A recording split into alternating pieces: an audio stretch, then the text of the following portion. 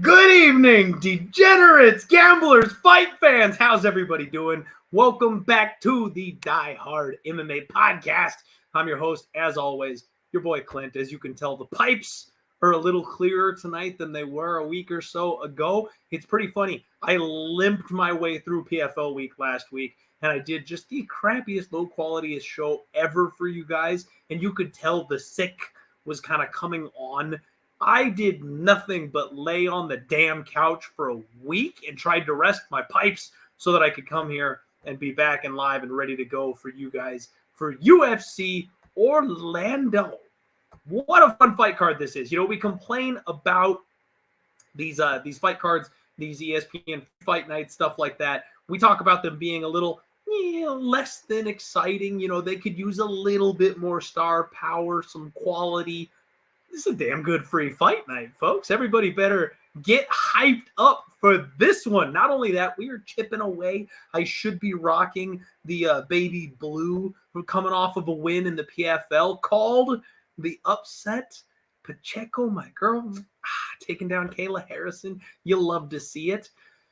But it's cold, so I'm wearing, the coyotes in my beanie, keep my sick ass a little bit warmer than normal. How is everybody doing in the chat this evening? First thing I pop onto is seeing Cheshire Cat becoming a member here at Pub Sports Radio. Thank you very much, Cheshire Cat. We appreciate you. My God, Mushroom in the chat plays and fades. The Grateful Dude, Johnny Otinas, Eryk Beck fights, and Mushroom demanding, where's Lou?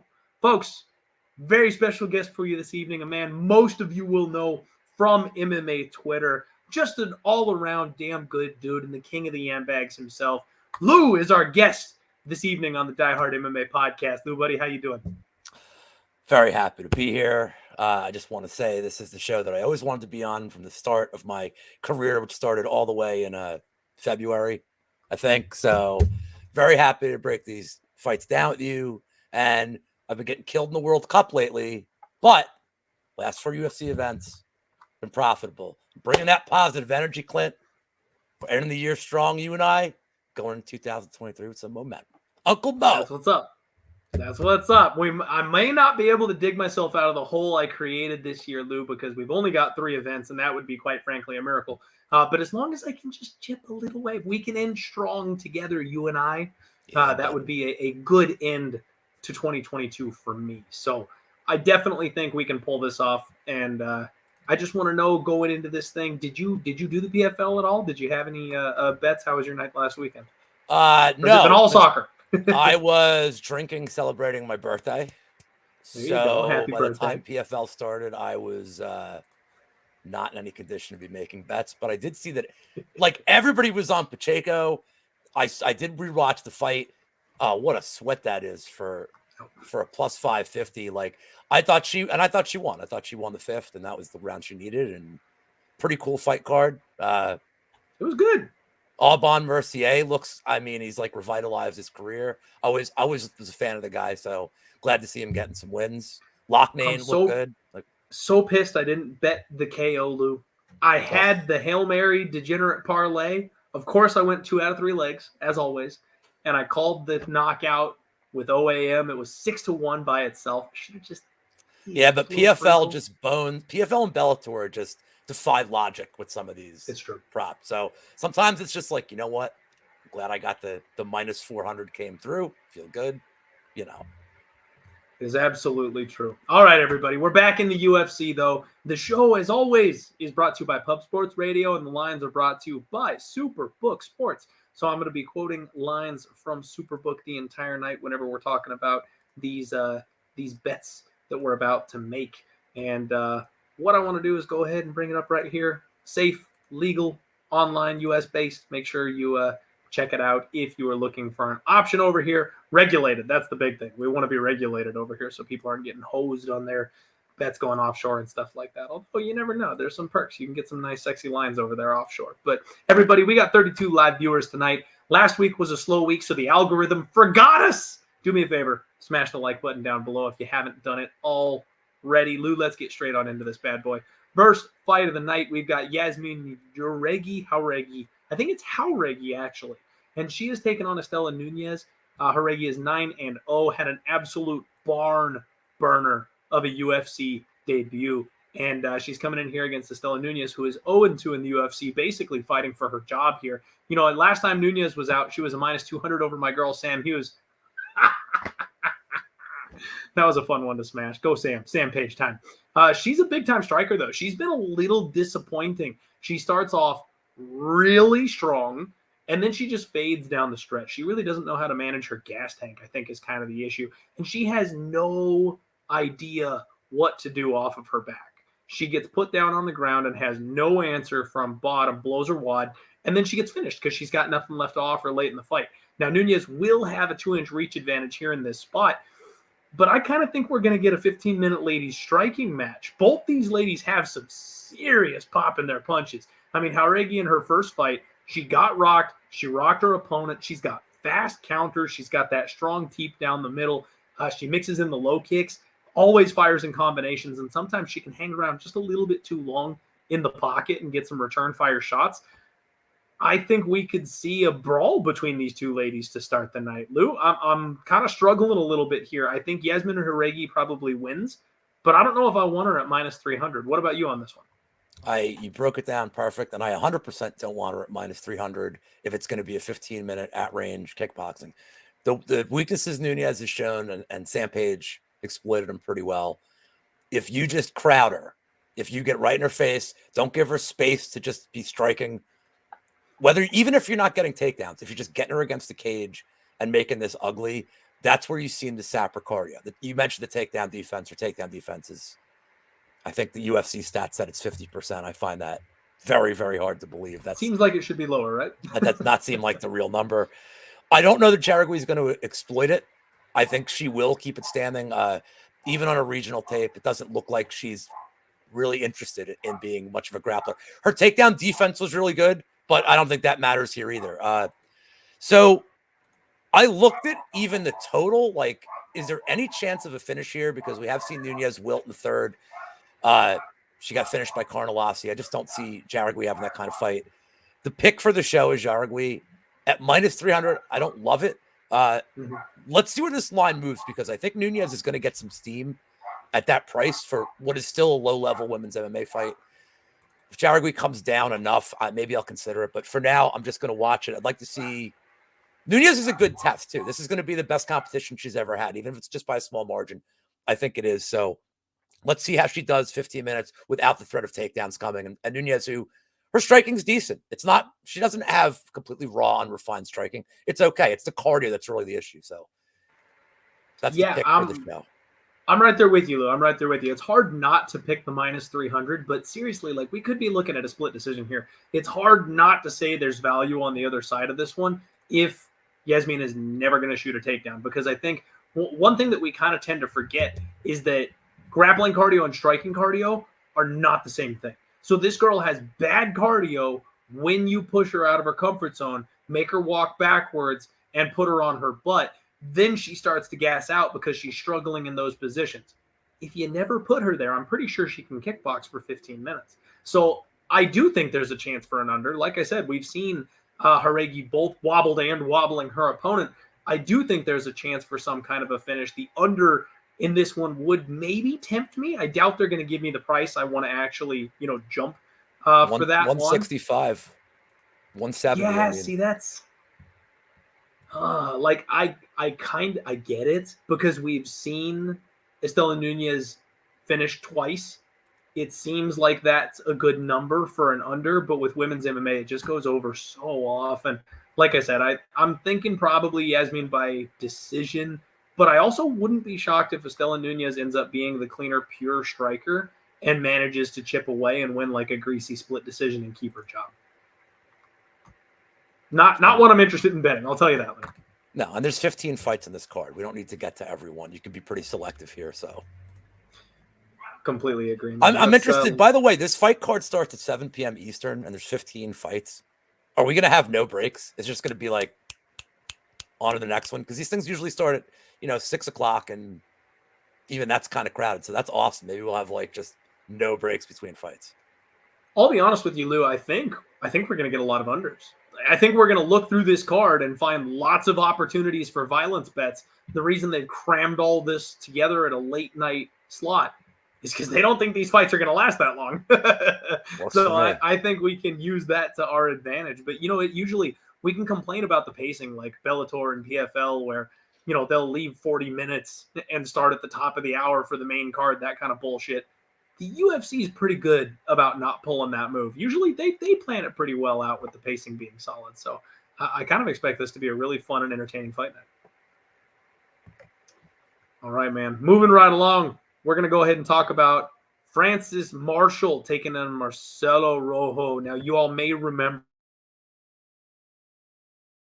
Marcelo Rojo as the T-Rex who runs circles with the little, he does his little impersonation of the T-Rex and roars for everybody and stuff. I love it. You gotta love the gimmick. But he's moved out to train with Mr. Kraus over at Glory MMA. And frankly, Lou, with everything going on with Glory MMA, I want to kind of steer clear of those fighters for the time being. I have been a big advocate of Glory MMA. I like a lot of the young crop of up and coming talent. And actually, one of his most previous fights, I had a bet on Rojo before that fight got canceled and pulled. I like this guy. I like the way he fights, the way he stepped in the fire against Charles Jourdain, the way he went to war with that guy and was up 2 rounds on Charles Jourdain going into the third. Like, I thought there was something to be had here with Rojo.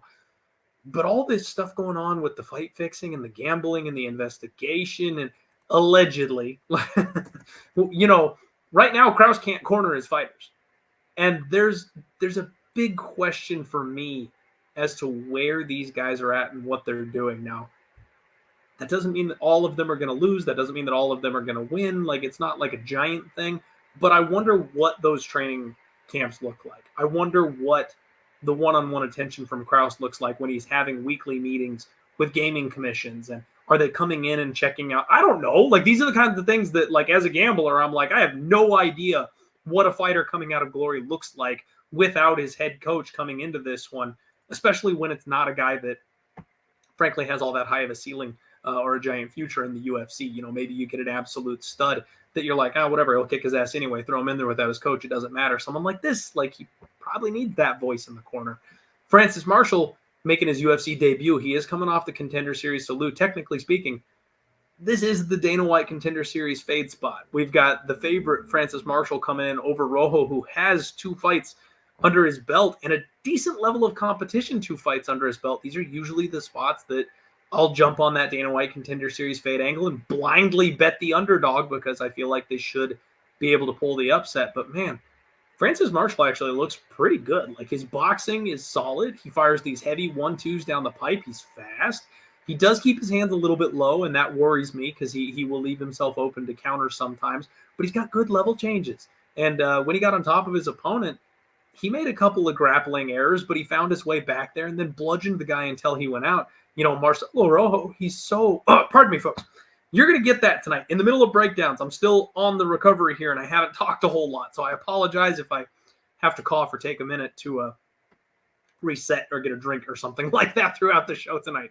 I like Francis Marshall. I actually think he's very skilled, very talented. The question is he ready now? Which is always the Dana White Contender Series fade angle, right? Like, I know this kid's good. I know he's got a decent ceiling.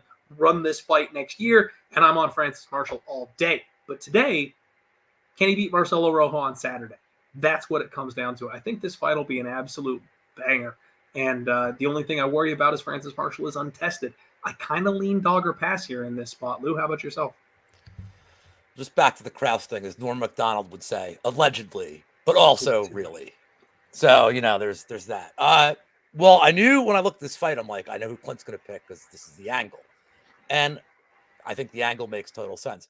I think there's too many variables here I don't like. The one thing about Marshall is, in the Contender Series, he's fighting a guy who'd never fought more than, like, 55 seconds. I forget what the number was, but had never gotten out of the first round. And Marshall looked good on the feet, but the guy gassed in the early second round of the Contender Series. And Connor Matthews. And then, yeah, he was taking him down, but he couldn't finish him. He couldn't finish a guy that had never been that far in a fight. Now, Rojo, I think it's 19 straight fights. The guy hasn't gone to the judges. Mm-hmm. So to me, I feel like if you want to play an angle in this fight, the violence angle is the way to go. Rojo's very kill or be killed. He gets finished in the third round a lot. I do think Rojo's win condition may be the first round knockout. If Marshall's not ready, if he's never faced a guy with this kind of power in the striking realm, then maybe he gets knocked out early. So I like the under. And this seems like the really obvious prop bet because I hit with Kyler Phillips against Rojo, and Marshall's a grappler, and Rojo's takedown defense is, I'm sure he's working on it with Krause, but I'm going to grab me some Marshall round 3 sub here because I love round 3 subs, especially when Rojo's the opponent. So I'm going to play the under. I'm going to lean Rojo to get it done early. I just think a round 3 sub is, I get out of bed for round 3 subs. I'm going to lean Rojo to knock him out in the first round. I like it, Lou. I'm right there with you, frankly, on the under. I think this is a beautiful spot for violence. We talked about it a minute ago. I think there's going to be several spots on this card where we can lean on violence. And I think that Rojo may hit harder, although I do think that Marshall is cleaner on the feet. So I think both of them have that finishing upside. And it's funny because I actually wanted to look at the numbers and see what they were giving me on Rojo by sub. Because people forget this guy's got slick hips, man. If he gets put on his back, he rolls for arm bars with a quickness. And I know that Rojo is not usually the guy getting the takedowns, but in his last couple of fights, we have seen him actually being the one attempting those level changes. If Francis Marshall is the one on the receiving end of a big shot or an ass beating, I think Rojo is more than capable of snatching up a sub himself. So if we're looking for like a degenerate sprinkle, maybe just fight ins by sub is the way we look, since both of us are split on which way we're looking for who gets the submission. But I just think violence is the answer. We just look under here. Feels safe. It does. It does. It feels safe. Violence always the answer, kids. That's famous last words. This bet feels safe. You know what? That is a curse, Lou. Anytime a bet feels easy, it's wrong. I didn't use the L word. I didn't use the L word. I don't use that word. But that's right. We do not use the L word on this show. Thank you for reminding us of that, Lou. Important lesson from your Uncle Lou over here, folks. All right. Next fight up, we've got Natan Levy taking on Jarno Valdéz in a very, very interesting fight of fighters, Lou, that frankly I'm simply not sold on. I am nonplussed with both of these men. Now, Natan Levy is a guy that we hear teammates and coaches just rave about this guy, how good he is. He's 7-1. He's got the look. He's got the abs. He's like a little mini Jiri with the crazy karate.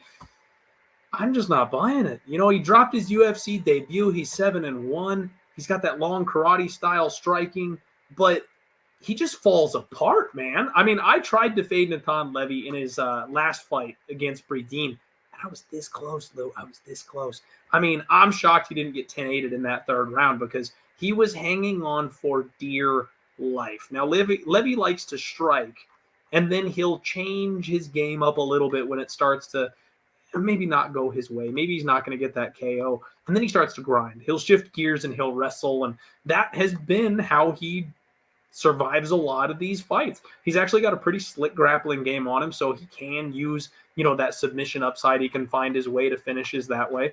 Valdéz is a guy, though, he came right off the Contender Series and got flatlined by Frivola in round 1. Just a barn burner, 2 minutes worth of combat when he made his UFC debut. And Valdéz is, I don't know if he's a glass cannon or if he's just a cannon. I haven't figured that out yet because he has not fought a high enough level competition for me to be comfortable saying that he's a cannon. But damn, this guy, he's only seen the scorecards, I think, once?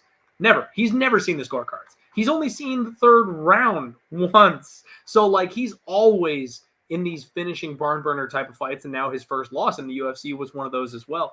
I think both of them have suspect gas tanks. Natan Levy especially, we've seen that suspect gas tank and him looking at the clock, 3, 4, 5 times deep in that third round, praying for somebody to step in and save him in that fight from Mike Bredin.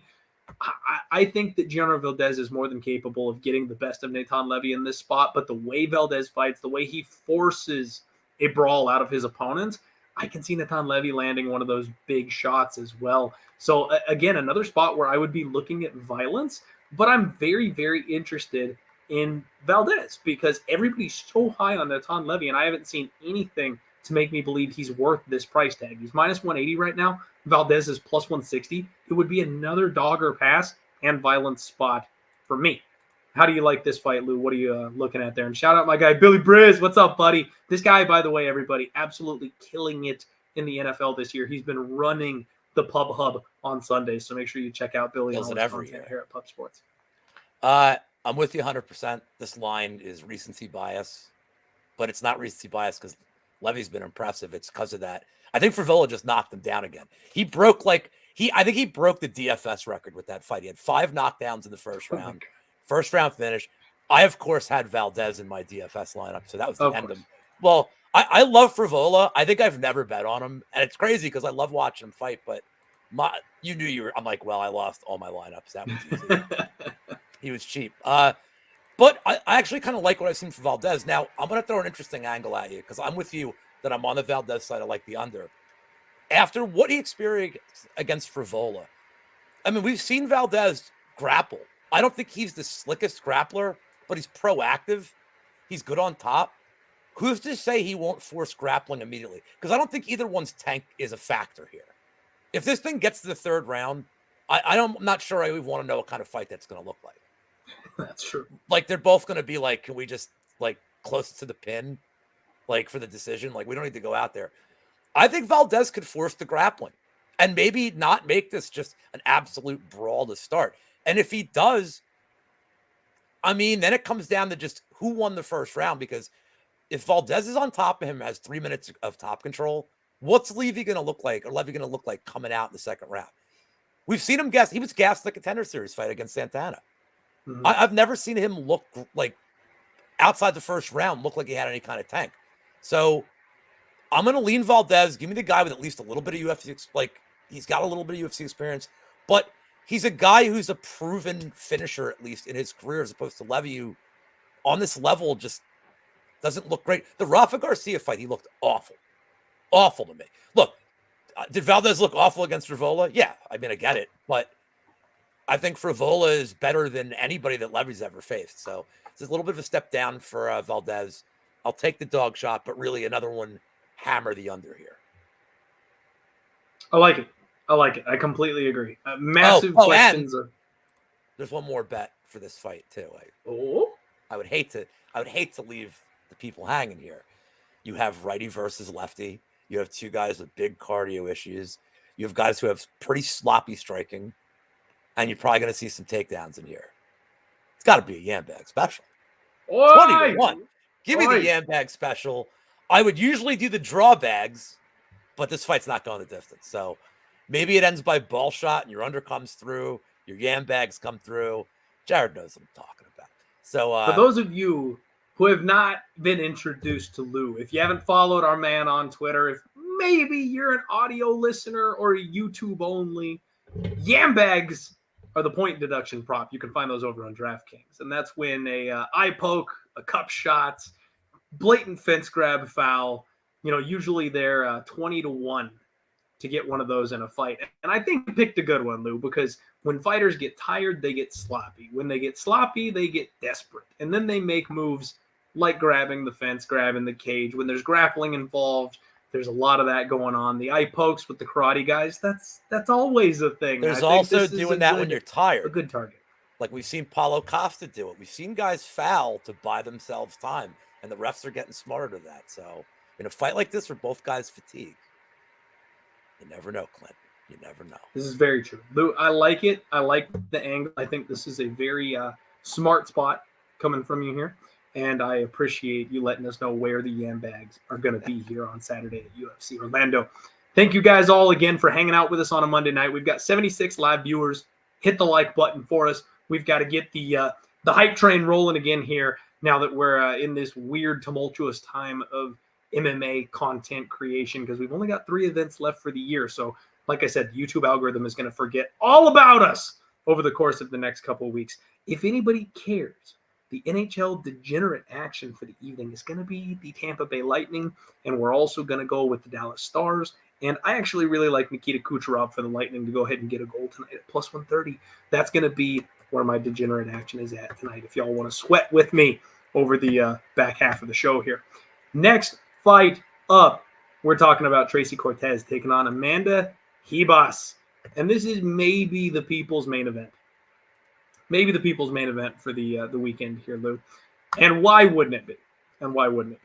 What we've got is 2 of the most eligible, I was going to say bachelorettes, but they're both spoken for. These are the ladies that new fans are brought to the UFC for. They see these girls on the poster, they see the Instagram runs, and they're just like, oh, okay, I could watch this UFC stuff. The UFC knows what they're doing promoting these 2 ladies. Tracy Cortez 10-1, Ribas is 11-3. And it's an interesting spot where I put a mark next to Amanda Ribas' name and I go, step down? ? In competition? Because based on her resume, it would seem like Tracy Cortez is, a step down in competition. But are we so sure, Lou? Are we so sure? My girl Tracy Cortez is Mrs. Ortega. So the grappling and submission defense is going to be on point. Her world-class Brazilian Jiu-Jitsu husband is going to be her personal BJJ coach. And she's training at none other than Fight Ready MMA here in Phoenix, Arizona. And you know what they do to people. They turn men into monsters over at Fight Ready MMA. She's going to be in shape. She's working with some of the best wrestlers and grapplers on the planet. And now she's taking on Amanda Ribas, who is frankly in kind of a free fall situation. She's alternated wins and losses. She beat Paige Van Zandt. Big whoop. She is now, gracing gentlemen's lounges on the weekends to pay the bills, which, hey, no hate over here, by the way. Do what you need to do, pay the bills. If I could, have a day job that my just lawyer's cost not me, here. I don't know what you're talking about. My lawyer is not. If all I had to do was show my ass, Lou, to get paid, you damn believe this podcast wouldn't be happening right now. Marina Rodriguez knocked her out. And then she beat Verna in a very close fight. And then she lost to Caitlin again in a very close fight. So she's been competitive with some well-known commodities. But what we've seen with Amanda is high-level BJJ. She's willing to accept bottom position. The striking is awkward. The movement and timing is weird. She reminds me of Clay Guida, the way she bounces around and has her head doing, this thing the whole time out there. But she really doesn't like being hit, Lou. She really just does not like getting her face touched in MMA. She's a pure grappler at heart, whereas Tracy Cortez is the hard-nosed wrestler type. She'll take your best shot, she'll drive through a double leg and put you on your ass. Now, I tried to fade her with Melissa Gatto, thinking that Gatto's big and strong. She's a jiu-jitsu player, but she's a good enough wrestler that she'll get on top sometimes. She won't just accept bottom. No. Miss Cortez puts you on your back. Like that. I learned my lesson, right? Like I tried to fade her with a girl that I thought was going to be bigger and stronger than her. She sure enough was. Didn't matter. Tracy Cortez still put Melissa Gatto on her back, and her submission defense was phenomenal, Lou. It was on point. Good posture, good armbar defense, one step ahead in the grappling, always knew the defense for the attack that was coming, and just maintained top position. In fact, she rampage slammed her at one point to loosen up the guard and pass, and just kind of roughed her up for 15 minutes. I don't see why she can't do that here to Amanda Ribas. I think the takedowns are going to be maybe a little bit more difficult to get against Amanda, but she always goes for that stupid-ass head and arm throw, and someone like Tracy Cortez is going to knock you over and take your back if you pull that shit on her. I don't think that's going to work here, and I think Tracy Cortez's striking is coming a long way. It's a pick-em price tag. Those are always dangerous, but they've got Amanda Ribas at minus 120. Tracy Cortez is plus 100 even money. I took a shot on the dog, Lou. I'm on Tracy Cortez at even money plus 100 here, and I do think she's just going to be the bigger, stronger girl, be more physical, use that wrestling, grind out a 15-minute decision win. Yeah, we need a fight we can disagree on this card because it's too much. We're agreeing on too much stuff here. I'll just add 2 things to this. Number one, our boy Olivas is all about Cortez this week. That's good enough for me. He works on everything. He knows more than I do. But Cortez is going to be the minute winner. And I think in a fight where I think this is, I I like the plus odds, I'm sure. But I think Cortez is going to win the minutes. You mentioned that one of the more important points here is that Ribas accepts being on bottom. She plays jiu-jitsu off her back. I think Cortez can avoid trouble. Also, we saw in the Gatto fight, every time she got in a little bit of trouble, she battled through it. She was aggressive. She was trying to get her against the cage, get her down. Like, she didn't just wilt. She didn't start, like, walking backwards. Like, she just right into the fire. And you always like to see that. Stick to the game plan. Absolutely. So I think Cortez can win a very competitive decision here. I would be remiss if I didn't say in a fight where I don't think there'll be a ton of damage, and it'll be minute winner Cortez versus moment winner Ribas.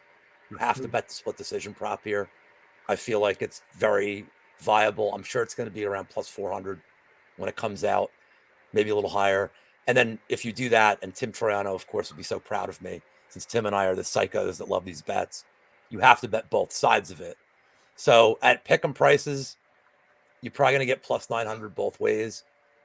If the split decision hits, you're going to win big. So give me Cortez by split decision, by winning the most of the minutes, but probably not doing a lot of damage, just doing enough on the ground to win this one.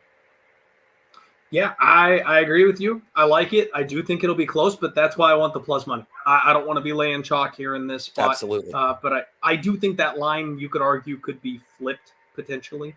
We'll see what ends up happening here. But I really think Cortez is I don't know that the UFC is selling on Amanda Ribas at this point, but the run she's been on recently has been very disappointing. This is like a put up or shut up spot, and I think that Cortez is the one who's probably going to get the shine off of this win. They're definitely Cortez. I think that's why they set this fight up, Lou. I think that's why they put this fight together. It's like, okay, so Ribas has all the base. She's got the fans. She's got the popularity. She's hot on Instagram, and you kind of maybe know who Tracy Cortez is. She's hot on Instagram too. She's got a much cleaner record. Let's throw them together, see which one really deserves, the push here. And I think the girls are going to have to figure it out on Saturday. And I'll side with Cortez here. All right. And I'm sorry, I didn't mean to cut you off. You had something to add to that, I felt like. No, I said just like you think they're selling on Ribas, I think they're buying on Cortez. I think they want to give her the promotional push here. So I don't play narratives like that typically, but I think that's something to consider here, that you think it's a step down for Ribas, and maybe the UFC just does not agree with you in this assessment. Yeah.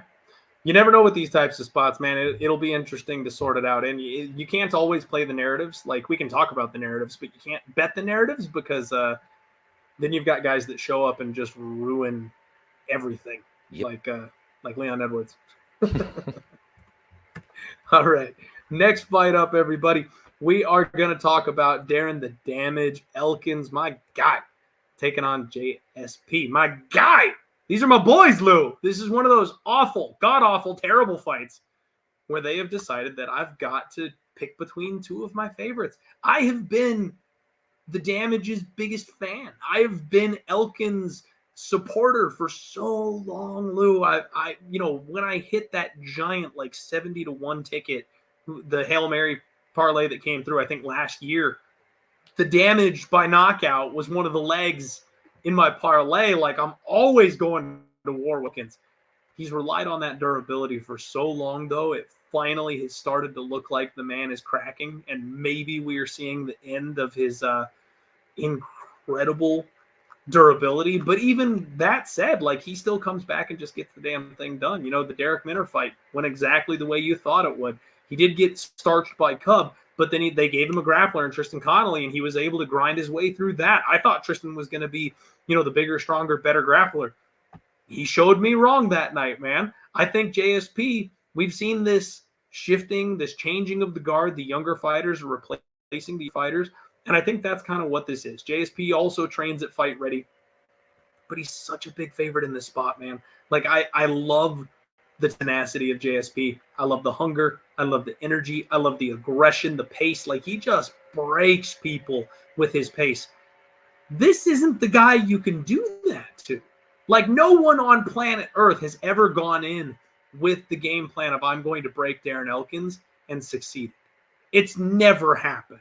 Now, JSP might be getting Darren Elkins at the right time in his career, that the durability has cracked, and he might be able to take advantage of that. But if this was 2-3 years ago, Elkins probably just gives him the veteran lesson and walks him around that cage, you know? So I have such a tough time with this spot because JSP at minus 500, like I'm picking JSP. I'm siding with the young boy. I'm siding with Fight Ready. I'm siding with my guy that's made me money recently. But I cannot, for the love of God, lay minus 150 again. I'm sorry, minus 500 against Darren Elkins. Because if you go in and you push that pace on Darren Elkins, he's just proven to us time and time and time again that he's got more pace than you. He's got more will than you. He's got more grapple than you. He's slick. His grappling is sneaky. He can wiggle. He can squirm. He can get out of your bad spots. He can make you work. And if he does that to a young kid like JSP, and for once puts JSP in a weird composition where he goes, holy shit, I'm getting tired. Like if he, for the first time in his life, finds a man that he can't bully around the octagon for 10 or 15 minutes, what happens? Like it could be your classic Darren Elkins round 3 spot where he just wears out the young gun. If he somehow survives the damage, I don't think JSP hits as hard as Cub Swanson does.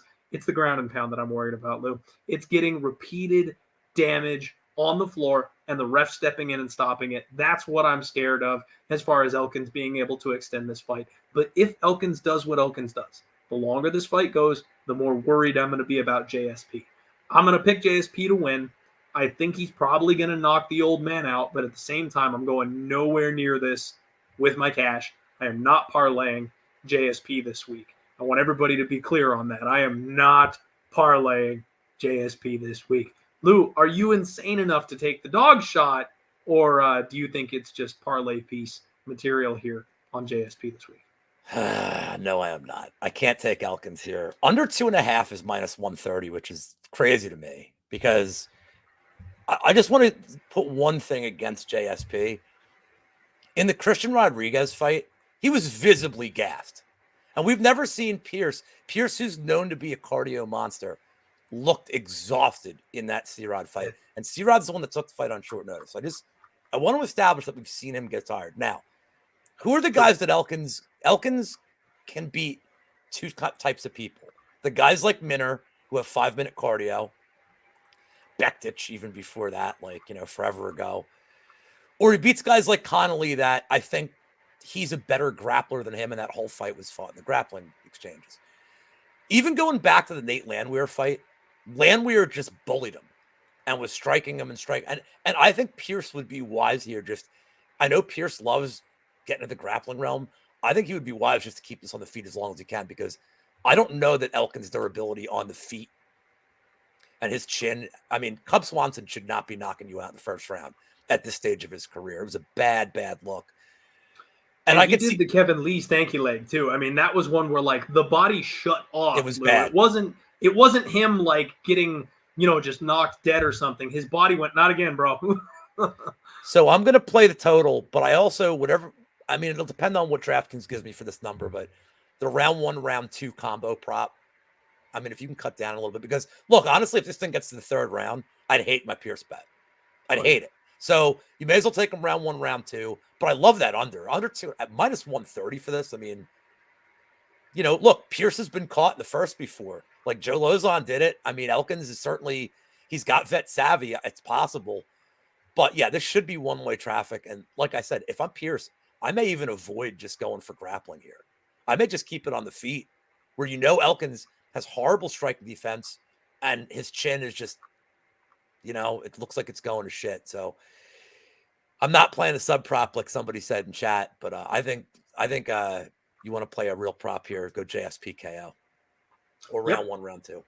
Yep, I'm 1,000% with you, Lou. I think JSP KO is the move, because that's what we've seen from Elkins lately, is that he is susceptible to that. And then, hey, if JSP starts breathing heavy and this gets to round 2, you live bet the shit out of Darren Elkins at 8-1. That's the move, because if JSP is starting to fade and he doesn't have the firepower 8-1 to get Elkins out of there, you'll get that. He's already 4-1, right? Like if he loses round 1, what do you the scar tissue? That's something I always got to bring up. The scar tissue, they call him the damage for a reason. He's always bleeding all over the canvas. So, like, he's going to be busted and bloodied, and he can't win round 1. He's going to come back at 6, 7, 8, 9 to 1 going into round 2. I thought you'd said after round 2. I'm like, oh my God, he's going to be 15 to 1 going into round 3 easily. Oh my God. The thing with Elkins, though, is he always starts to mount the comeback in that second round. So, like, I would want to bet him after round 1, personally, because he always mounts the comeback at the end of round 2.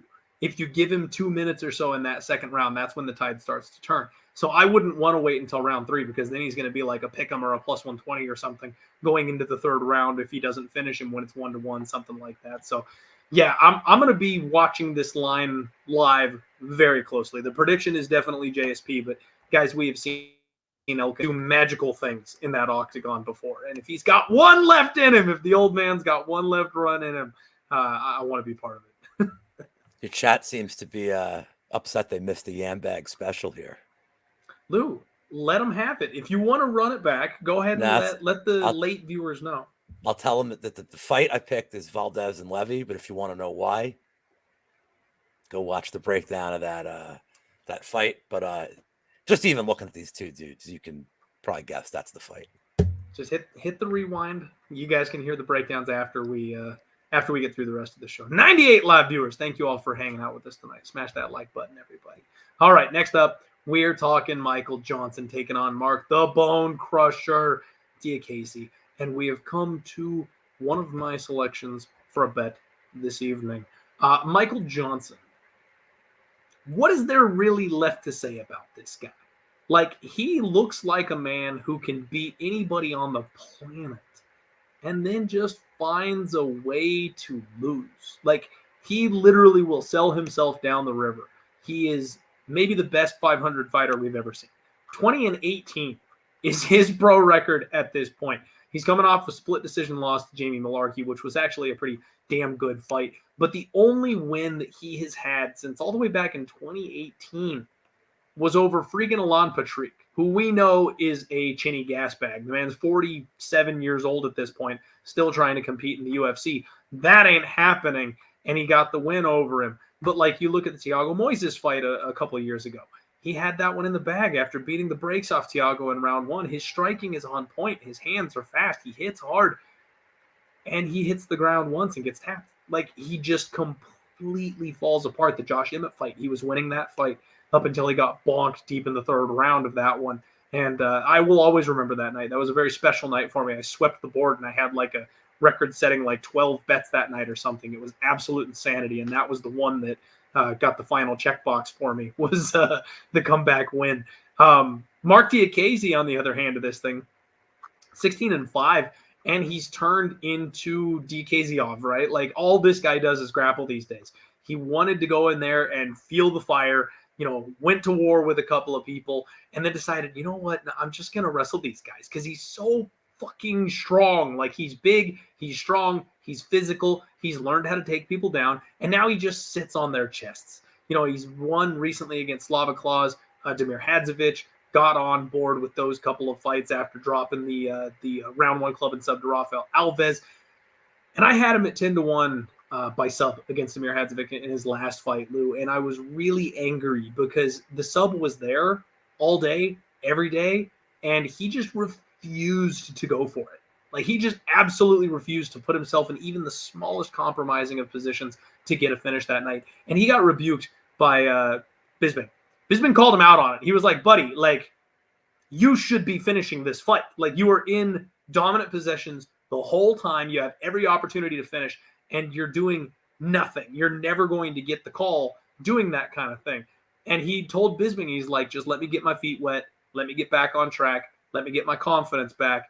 Honestly, guys, I think after being called out by Bisping, we are going to see a more urgent Marc Diakiese in this particular fight. And what we have seen in the past from Michael Johnson is he's got 9 losses by sub. I think we're getting that full-on power grappling, wrestling Marc Diakiese again this week. And then once it gets to the ground, I think he'll look for a ground and pound and submission finish because he's fighting a fighter that can be had that way once again.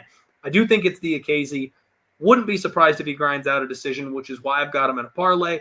But I actually think he probably finishes Michael Johnson in this fight. I think it's a spot where a young up-and-coming fighter with some serious upside is getting not a layup, because Johnson's not a layup to anybody. The guy's dangerous, but he's getting a winnable fight against the 36-year-old who's bouncing between weight classes. Like, this just feels like a fight that Marc Diakiese really should win to me, Lou.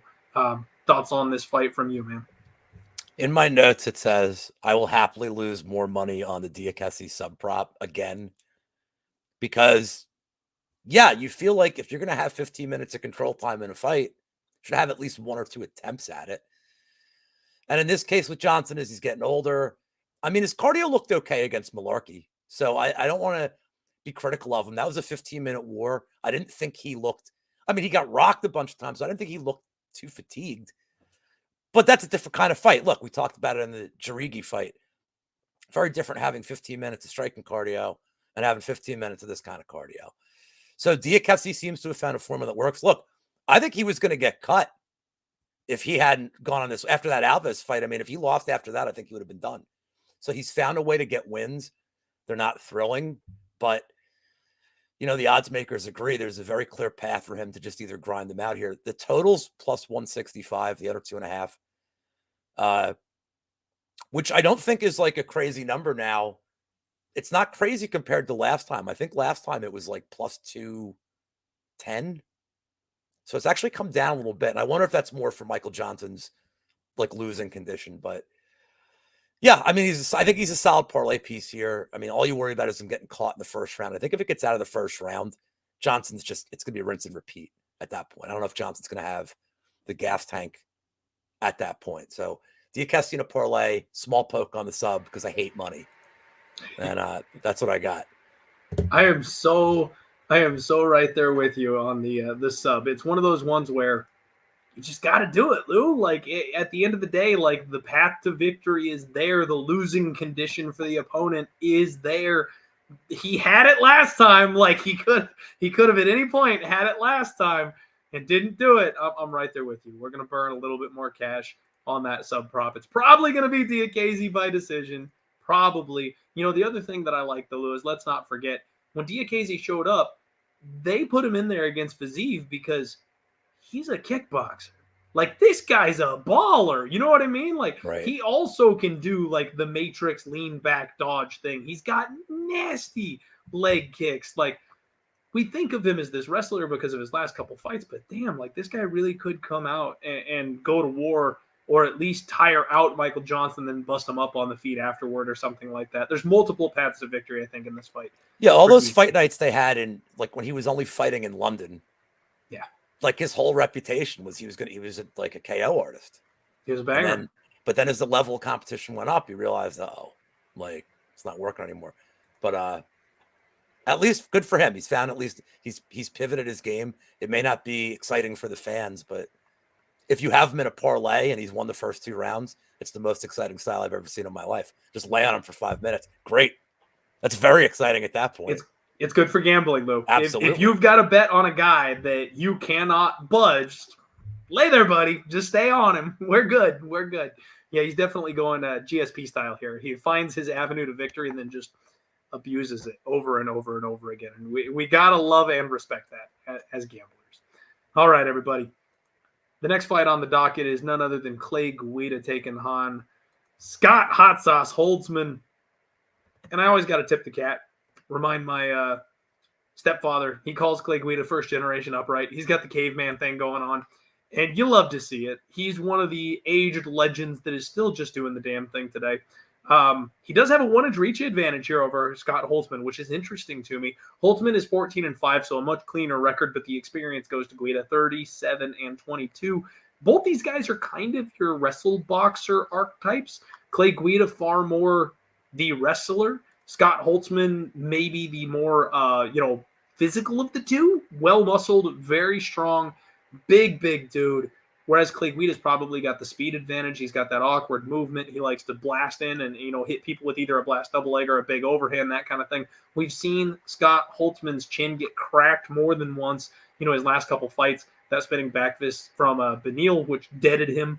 And then Mateus Gamrot got him out of there in the second. So this is a big step down for Hot Sauce. This is a get-right spot for hot sauce. It's like, bro, you took 2 big KO punches your last couple fights. We'll toss you Clay Guida. We'll give you a 40-year-old to get your ass back on track since you're probably going to be around a little bit longer. That's kind of what's happening here, except Clay Guida never, ever goes down easily. He always likes to ruin the plans of the UFC. So we've got Holtzman as a -150 favorite, Clay Guida at +130. And frankly, Lou, I just can never trust Holtzman as a favorite.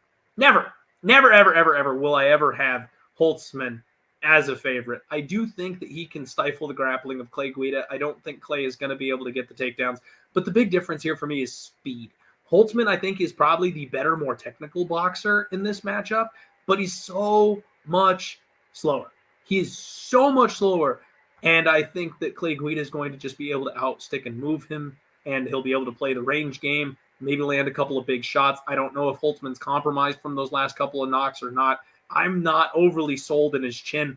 It's not a fight I like. I think it's going over. I would probably, gun to my head, say I'd take the flyer on Clay Guida, but fully expect to burn that money because we know how it goes in fighting, man. Younger guys just seem to get the win. So tell me if you've got a different perspective on this one, Lou. Frankly, I do not have a good read on this one, and it's not one this is the fireball and popcorn fight of the night. I don't really want much to do with this one from a betting perspective.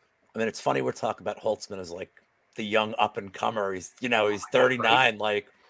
Like, he hasn't fought in a year and a half, which is kind of interesting. The one thing that I can't get past is you look at the guys that Holtzman loses to.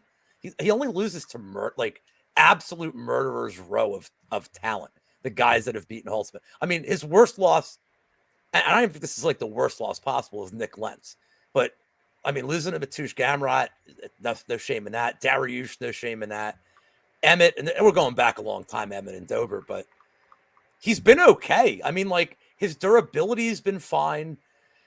Whereas Guida, look, you're starting to see, like, it's not so much a matter of his durability. It's that he's making mistakes every single fight he's in. He's out of position, grappling. He's like running, his striking. He's like running into getting punched. His reflexes do look slower. He's battle worn. So I understand it. So I won't be betting this because I'm just a fan of Clay Guida. But to me, it's Holtzman is the side. And if you wanted to bet him, I think it's a reasonable price. You're not laying a big number here if you did want to play him. So we finally disagreed on one. The pick is Holtzman with a heavy heart, as I love Guida, but and I think Holtzman decision is probably the way to play it. Only took us half the card to get there, but it happened. No, I maybe you're right, Lou. Like, this might be one of those spots where I'm just like, I don't know, biased against Scott and don't really care enough. So I'm, my heart is rooting for Clay, and that's why I'm picking him. I really don't have a good read on this one, guys. So don't expect a bet from me on this one. And please don't take my advice on this one, because again, this one it's either going to be a bad boxing match or these guys are going to clinch for 15 minutes. Like, I don't know who's going to win this fight. And frankly, I don't think it's one that's very good from an investment standpoint at all. If one of these guys comes out and just is somehow so much physically stronger than the other one, we're not expecting it, and mauls them on the floor. Yeah, it's probably Scott that does that to Clay, but how many people have we really seen bully Clay around like that? Not many. You know what I mean? So, like, I just don't like it. I'm not going to spend a lot on this one. I think if you want to pick Holtzman, you're probably right, Lou. You're probably right, but I'm not going to fight too hard on you. All right, we are going to move things along real quick, everybody. Real quick, let's take a break. We got to pay some bills here. Hear word from some of our sponsors. Lou and I will be right back to break down the rest of this card here for you.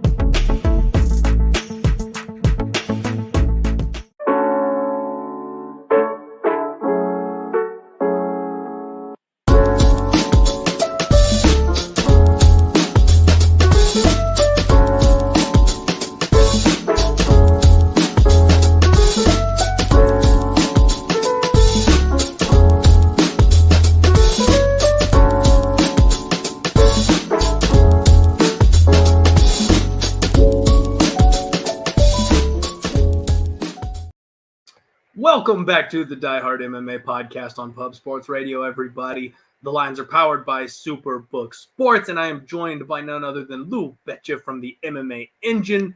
We're breaking down UFC Orlando, and the next fight on the docket is Angela Overkill Hill taking on Emily Ducote. And I love me some Angie. Lou, I am the biggest fan of Angela Overkill Hill. I love when she does the cosplays at the weigh-ins, and she's just so fun. I love her personality. She's one of these older fighters, a Roxanne Modafferi type, that she's not overly blessed physically speaking, but it's the ethic, it's the hard work that got her to where she's at. And somehow she's an old woman now. Like, she's 37 years old. You'd never know that by looking at her or talking to her, because she acts much younger than that. She's way more fun than that. And obviously she's a beast physically. Coming off of ruining everybody's night as a big underdog against Lupi Coutinez. That's the secret sauce for Angela Hill, Lewis. She always fights close with her opponents. If she's fighting the champ, she will give the champ a run for her money. If she's fighting a debutante, she will be biting her nails at the judge's decision, because she will fight down to that debutante's competition level every time. The queen of the split decision, although she's never actually won a split decision, she goes to them quite a bit. Now, her opponent, relatively new here in the UFC, is Ducote.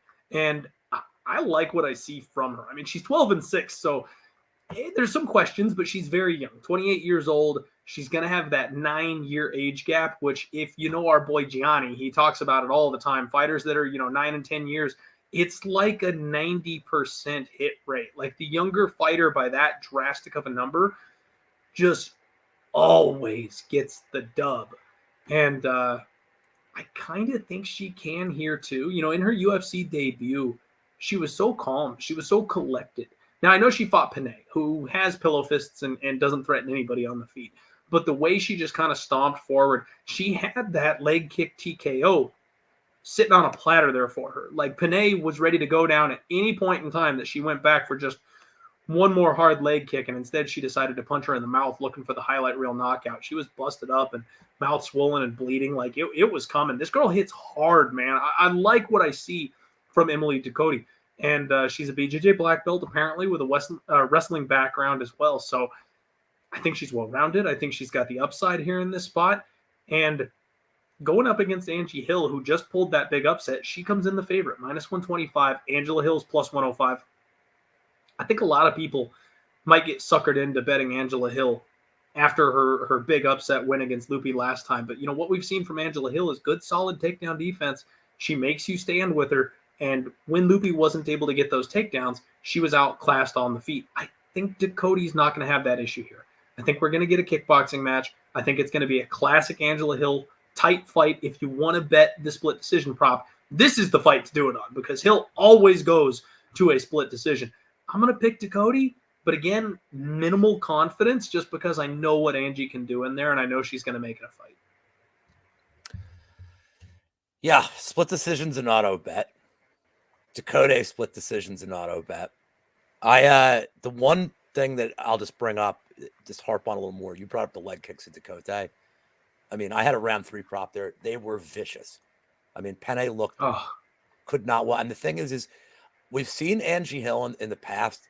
She does not respond great to leg kicks in some of her previous fights. So if Ducote can get that going early and often, I think she could not compromise till the point where the fight's going to end, but could seriously get her to back away and maybe keep the fight at a bigger distance, where I think Ducote would have an edge with those kicks. So give me Ducote to get it done. Like I said, the split decision, though, is absolute auto bet.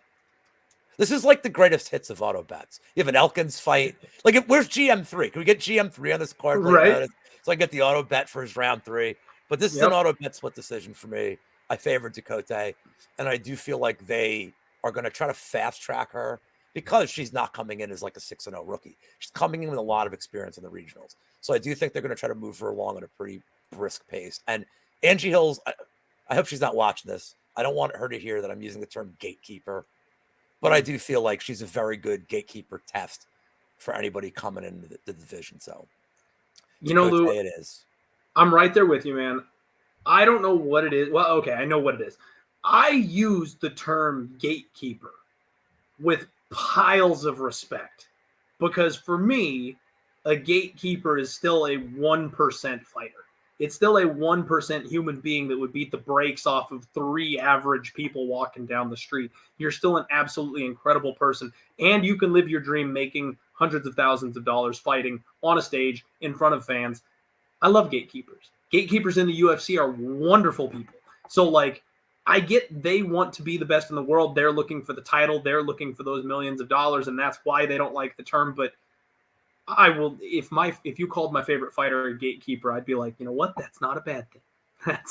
I'm right there with you. I do think Angie is a good, solid gatekeeper, and I hope she sticks around for a long time, because I'm a big fanboy. I am on the train.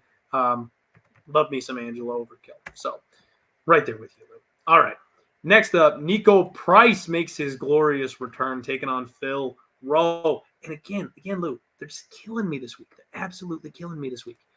I love both these guys. You know, Niko Price, he's my death touch guy. He's my guy that I talk about, the crazy, unrealistic power, the knockout, the hammer fist from his back. Like, this guy does stupid shit that should never work, and he's a freak, and somehow manages to pull that kind of stuff off. Now, he's a kill or be killed type of fighter, though. He's been starched by some of the biggest power punchers in the division. But when you don't have that type of fight-ending power, you're just always in danger from this guy. Now, the fight IQ has always been a bit of a question mark. Niko Price, he's almost a Diaz brother, right? Like, just definitely not the sharpest crayon in the box. But he comes out and he fights for your money. And if you don't put him down, he's always going to be coming after you. His last fight, he actually showed some improvement. The Alex Oliveira fight, he mixed in some takedowns, Lou. He went to the body lock. He wanted to drag a guy that had a speed advantage over him down to the floor, and he showed off a good, solid top position.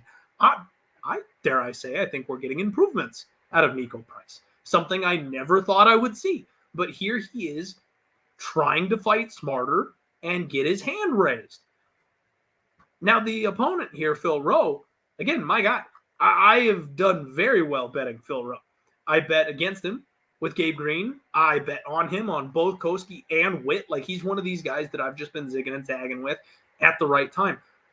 He's huge for the weight class. He's tall. He's long. He's got fast hands. He's high-level jiu-jitsu. He trains with Rodolfo Vieira, the black belt, so you know his ground game is on point. But, man, he gives away the first round in every single fight. He's super easy to take down. And you think of other guys with a similar build, like Neil Magny. Magny is pretty good at keeping on his feet. However, Rowe just kind of tips over. Like, if you body lock this guy, you can put him down easy. And Koski and Witt both are questionable to be UFC level, period. But Witt has one of the worst chins we've ever seen. And Orion Koski has one of the worst gas tanks we've ever seen. So what happens when this man does not fight somebody who is either not durable or has a good gas tank?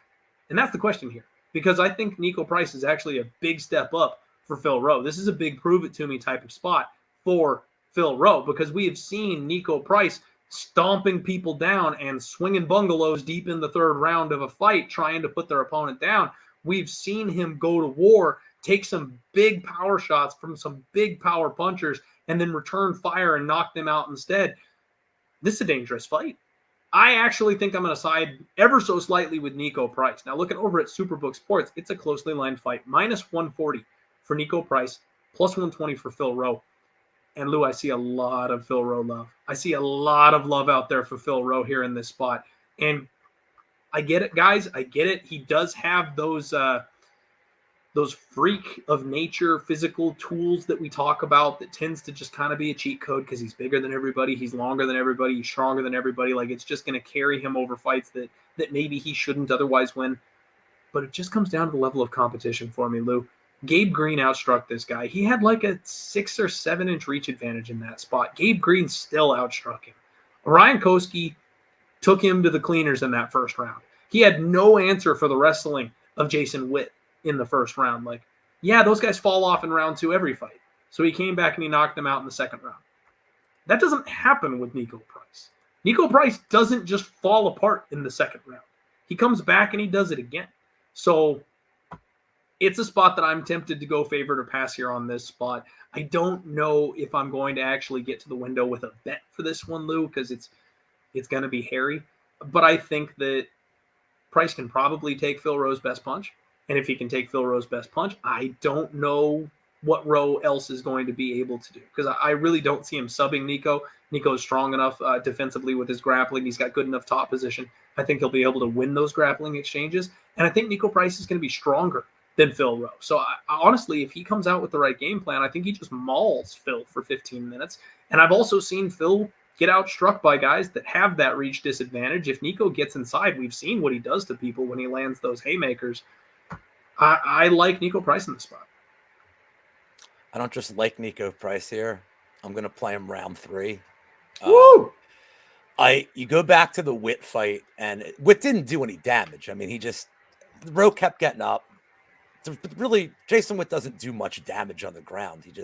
He puts you down. He's positioned over anything else, and then Rowe kept getting back up. Niko Price not only is he going to do damage on the ground, but his offense is so unique and creative. Look at the guys that Rowe's fought. He's never fought anybody like this. Like, I think Niko Price has a ceiling. And you look at the guys he's fought, like Michael Pereira, it was a great fight. Like Luque. These are upper echelon guys that he's competitive with until he eventually just can't get out of his own way, and then he dies in the 3rd round. The Pereira fight, I thought he almost forced a draw. That was almost a 10-8 3rd round. I mean, he looked great. It was very slow, was gassed, but still, we've never seen gas tank be an issue for Price. If Price is the one, I mean, I can see him going a hard 15 minutes here. If the takedowns are working in the first, he won't abandon it. The only thing you worry about here is if this thing does stay at distance, Rowe could pick him apart. But again, I mean, Kosei was just totally walking into shots. It had nothing to do with like distance management. He just was like head first walking into him. Witt is, we've talked about his chin at length. Like, he doesn't need, you don't need to be much of a power puncher to get him out of there. I think Price just has way more durability than anybody else Rowe has fought, better grappling, and just, again, like his unique offense is like, it's hard to like get somebody in camp that you can really prepare for Niko Price. So give me Price to get it done on the distance. Give me a little round 3 poke, because Lou gets out of bed for probably a 20-1, 18-1 prop there. But I think it's as dicey as it may seem. Price may put him down in the first minute of this fight, and he may end up looking minus 300, minus 400. And even on the feet, it should be competitive. Yeah. I like the breakdown. I agree with the lean. I'm sorry to everybody hoping that, we'll give you different looks and stuff like that tonight, because apparently Lou and I are on the same page about a lot. But I like everything that you said, man. I do want to answer a question here from my guy, Tom. I am drinking my coffee. You all may remember, if you're old enough like me, when the energy drink company Zions actually sponsored the UFC. That's how I got on them, because I was a young buck full of piss and vinegar and saw them advertise Zions on the UFC. And with my tap out hat on backwards, I said, I'm going to go try that shit. And you know what? It's delicious. And it's got lots of caffeine in it. And I don't like coffee. So it's my coffee. I need to actually quit it, because energy drinks are bad for you kids. Don't drink them. It's best not to get hooked on them. But unfortunately, here we are. So I need to work on quitting that. Lou. When I was young, all we had was water. So it doesn't matter. None of this shit you're talking about makes any sense to me. We had the water, and then like orange juice came out when I was only 30, and it was like, wow. We don't have to just peel them in flavor and eat them. It's like, oh shit, you can drink this and not just eat them, in between halves of soccer. It's crazy. Oh, I remember the old soccer oranges. That was some good shit back in the day.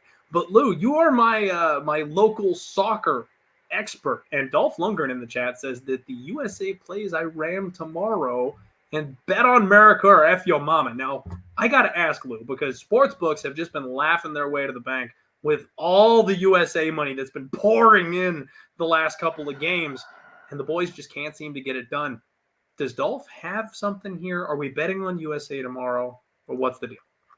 I am local, so there is that. Oh man. Well, you know what? This is good for everybody, because my soccer picks have sucked so bad the last few days that we'll turn it around right here. I think it's going to be a draw. There's a lot of political unrest around this game. I don't know if you know the story with the U.S.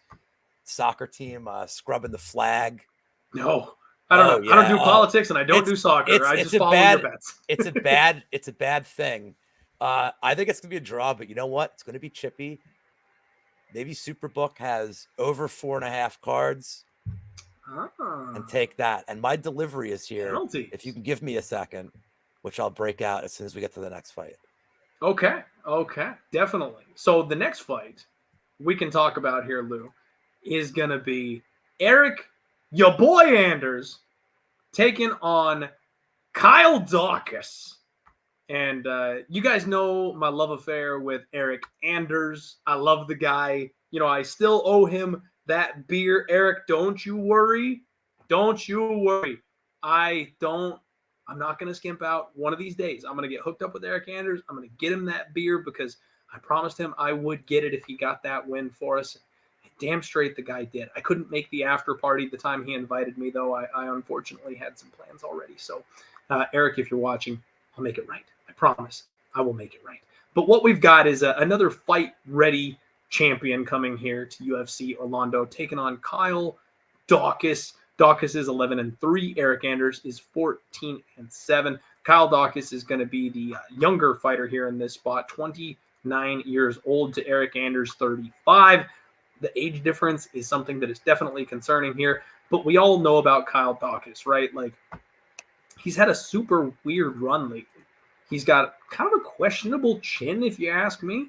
I mean, he beat Brendan Allen in a grappling match. He got by Dustin Stolfus, a fight that I actually thought Dustin was very live in.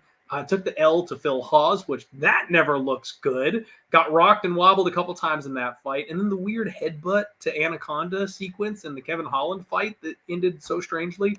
Took out Jamie Pickett quick in round one. It's the Darce choke, man. It's those front chokes. It's those long-ass, lanky arms that he puts to really good use. But then Dolidze killed him, man. Like, oh my God, Dolidze hurt him with the first hook he threw. And then as soon as he got him up against the fence, that big knee came up and just destroyed him. Absolutely destroyed him. So I have big concerns, big concerns with the durability of Kyle Daukaus. Now, Eryk Anders, I've said this before, and unfortunately I'll say it again. If you've seen one Eryk Anders fight, you have seen them all. Like, he doesn't do anything differently. Even moving out to fight ready and working with some of the best coaches in the world, he just does nothing differently. He will always fight at the same style, the same pace. He's very methodical. He's a little heavy on his feet, but he punches his way into range, and he's got decent power when he does that, but he'll back you up against the fence and try to look for those grappling transitions. He'll try to drag you to the floor. He'll pin you up against the cage. He'll just rough you up there for 2-3 minutes until the referee breaks, and then he'll do it all over again. He constantly tries to use his physicality and back you up against the fence, and then goes to work once he gets you there. Now, the big thing with Anders is he's a big, strong boy. He's got some good, decent wrestling in his back pocket. He's been working real hard on his ground game, and he's got solid takedown defense. It's very hard to take Eryk Anders down. He's usually the one doing the taking down. So in this fight, I look at it and I'm like, Kyle Daukaus at minus 200? Really? Really? Like, we're getting Daukaus, a guy very notably chinny, at minus 200, and Eryk Anders, just kind of a tank of a man who's hard to put away, at plus 175. I could see Kyle Daukaus like jumping the ghillie, forcing a bad ground scramble, something like that, and catching Eryk Anders, because he is a much slicker grappler. But if they get into a striking exchange, Anders is going to physically bully him. Anders will walk this man down, and Kyle Daukaus will back up and put his back to the cage. And then when he does that, Eryk Anders has those big, powerful knees, man. He's got some big, strong shots. He's hurt other people and put them down before. I kind of lean dog or pass in this spot, Lou. Like, I know the younger fighter always wins, and I know we're seeing a lot of older fighters getting ushered out, but I think Eryk Anders is that methodical style that will beat certain people, and it's a guy that's got a chink in the armor like Kyle Daukaus that I think he can get one over on. More so than that, I actually think Eryk Anders can knock him out. So because of the Darce opportunity, if Eryk Anders sticks his neck out at the wrong time, again, more so than picking a side, I probably like the under here, because we've got Kyle Daukaus looking to show out, looking to bounce back after being knocked out very recently quick turnaround, coming back to, rinse the bad taste out of his mouth. I kind of think this is going to be a banger one way or the other. I think someone's going to get clipped here and get put down. What do you think about this one, Lou? And am I crazy for thinking Anders can pull the upset? Just want to thank you for having me on the show. I know you're not well today, but Daddy needs his medicine over here. So. There it is. Let's go. So for you, Clint. Cheers, Lou. That was a big one, too. Well, I'm an adult. What am I going to do here? That was a hell of a swig right there. Let's go. So anyway, back to the fight, Anders and Daukaus. I not only agree with you on Anders, I'm doing two cardinal sins here. Ooh. So for those of you guys that don't know, Clint and I have this very long-running joke where he hates Philly. He claims he doesn't, but he never bets on anybody from Philly. And Mushroom and I just let him have it. Here I am. I finally get to call up to the show, and I'm betting against the guy from Philly. And also, Anders is a guy that has cost me so much money. I love the guy. I love, like, if we were playing like a UFC video game, he's a guy you'd use, be like, I could be the champion with him. Like, all his measurables look great.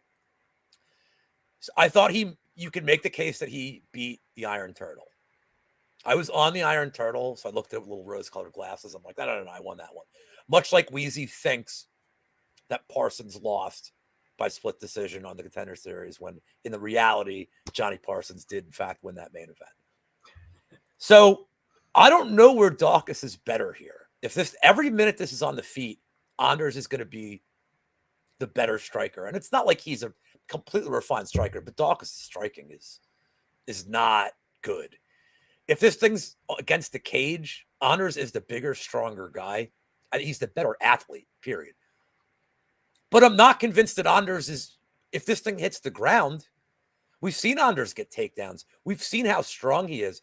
If Daukaus is on his back, I mean, Anders is going to win. I think Anders could win every minute of this fight, except for Daukaus getting to submit like a choke on him. So I don't need any fancy props here. I know some people in chat like the KO, which I completely get it. But you're going to give me somebody at plus 170. I don't need to get totally greedy. I am a KG veteran. I'm not going to get totally greedy here. At plus 170, I love it. When I do my props to consider and my, my crazy nonsense, maybe I'll take a poke. But and let's see how Daukaus looks. It's been 5 months since he got knocked out. So, you and I have talked about that 6 month, you like to see that 6 month gap between getting knocked out, like to be fully healed. So we'll see if he comes in tentative. But yeah, give me Anders for the upset here. That's actually the only bet I have. That's the only bet I actually have locked in at the moment. Lou, I love that you and I are on the same page there. We disagreed once. Yeah, maybe once. Maybe. I haven't made the bet yet. I kind of want to see where this line goes. There have been a couple times before I've gotten a little overzealous, and the line just steams the other way because I'm not looking at that the same way everybody else is.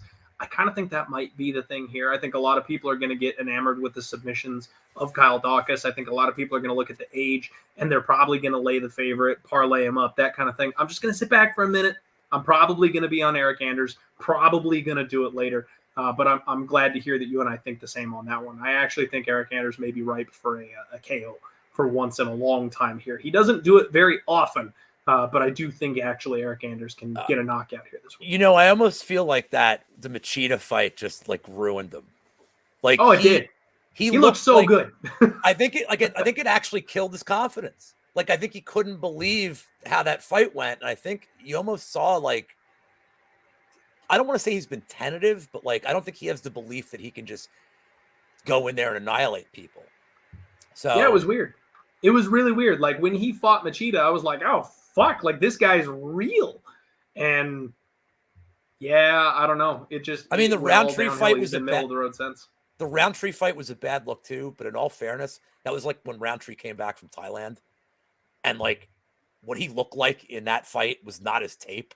Like, he came in just like, oh my God, this guy's hitting, like, every kick he threw landed, and they should have stopped that fight, to be honest. But fights like that, I feel like Anders just, I feel like confidence may be an issue from him, which is funny for somebody who played for Bama for like a national championship. But I think This is his. I think he should be better everywhere here. And more importantly, if it does go to decision, he should be winning every minute. Yep. The big thing for me, though, is the sub D, because Muniz, who I know is an absolute stud, snapped his arm off in round 1. He's been working on his grappling. He had that Fury Pro grappling match against Andre Petrowski, got anacondaed in round 1. Like that, he's working on it, but he just doesn't seem to have a grip on the jiu-jitsu. And that's the one thing I worry about, is him sticking his neck in a spot where he won't be able to get it back. Or if he does get a little bit tired and shoots a sloppy takedown and ends up getting rolled or something, like there are ways that Daukaus will have just that emergency, pull the shoot and get himself to a win in this kind of a fight because Anders slips up. It's there. It's definitely possible, but I'd rather be on the plus money side of this thing, and I'd rather be on the under that circumstance, because I do think there's going to be an opportunity for Anders to find a finish and get a good solid win here if he can put a good game plan together. All right, everybody. Danny in the chat saying you hate people from Philly. I'm sorry, you hate Philly, but you love the people from there. You're absolutely right, Danny. Like, I'm only betting against Philly sports teams and fighters, but I love my brothers from Philadelphia. Absolutely.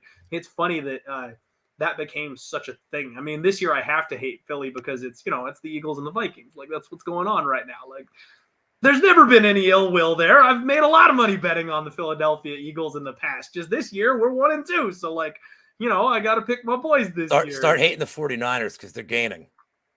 Yeah, I probably should start hating on the 49ers. That team is something else right now with the squad that they've got. The Giants are no threat. I would have to say that. The Giants are unfortunately not. This is true. I will say the Giants are probably one of those shady teams that doesn't really deserve the record that they have. No, they've outkicked their coverage.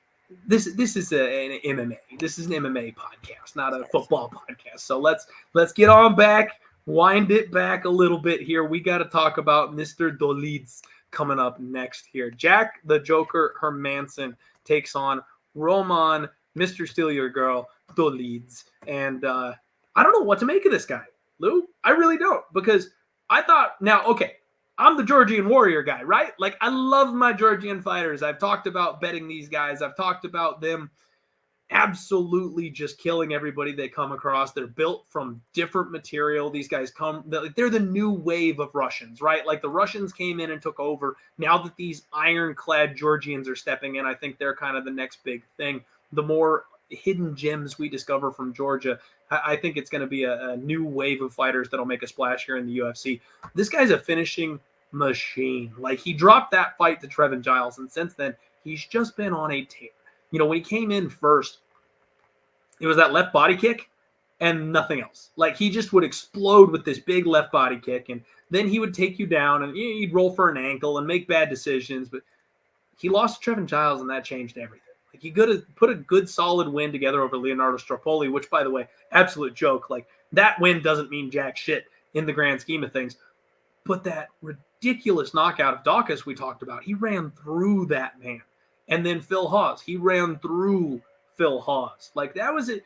You can question maybe that Phil Hawes' leg was a little bit detached when that happened, and that's why he got the knockout. But he's the guy that snapped the damn leg. Like, you can't take from him what he's capable of. This man can finish anybody.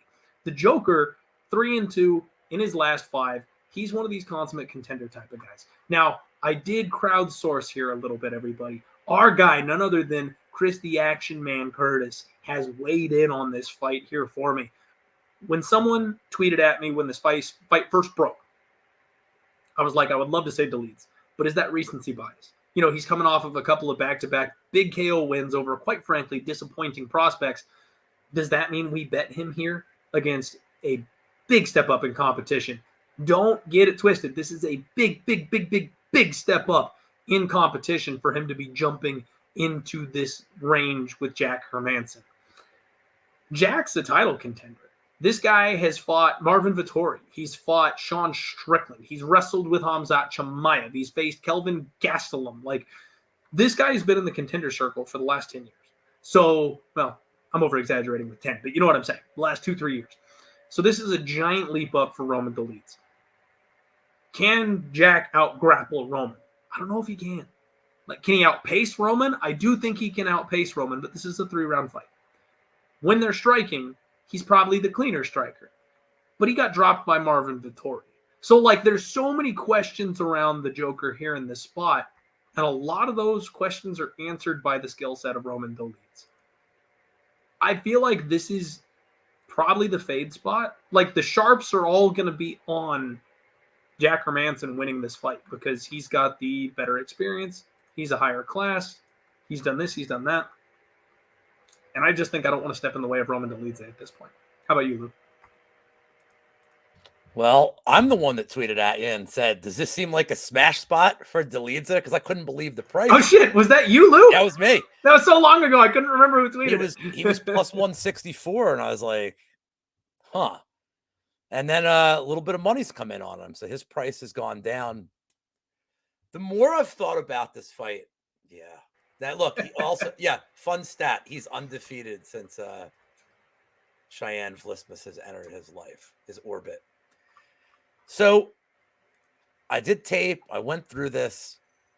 And Hermansson's also one of these win-loss guys. So, like, he's a Paul Shaughnessy special. Like, you know, he's always like, ah. Shout out Dogger Pass Podcast. So I thought about it, and I'm like, all right, look, if this thing stays at range, I think Hermansson, much like he did to Curtis, like, I know there's some outside circumstances. Curtis took it on short notice, like, traveled across the pond. I get it. But he really frustrated him, and he moves really well for 15 minutes. Just Curtis was never, ever close to being in range. Again, I get that it was short notice, so I'm not, like, putting this on the action man. But Hermansson did what he had to do. He was smart enough not to really screw around with takedowns because Curtis has shown really good takedown defense. I wonder with Dolidze, he might be willing. He might be like, all right, let's go. Like, let's see if – because Dolidze, I don't know, can really – he's – again, we have a moment winner versus a minute winner type of fight.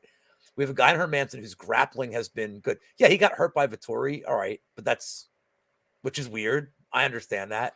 But I think Vettori is, he hurt Costa, and Costa outweighed him by 90 pounds.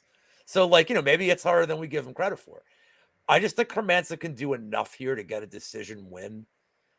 I know that Dolidze is going to be a real sexy pick this week. I get it, too. And, like, again, at first glance at that line, I was like, oh, man, I got it. 1 plus 160. But even in that Hawes fight, I mean, it's kind of a fluke way he won it.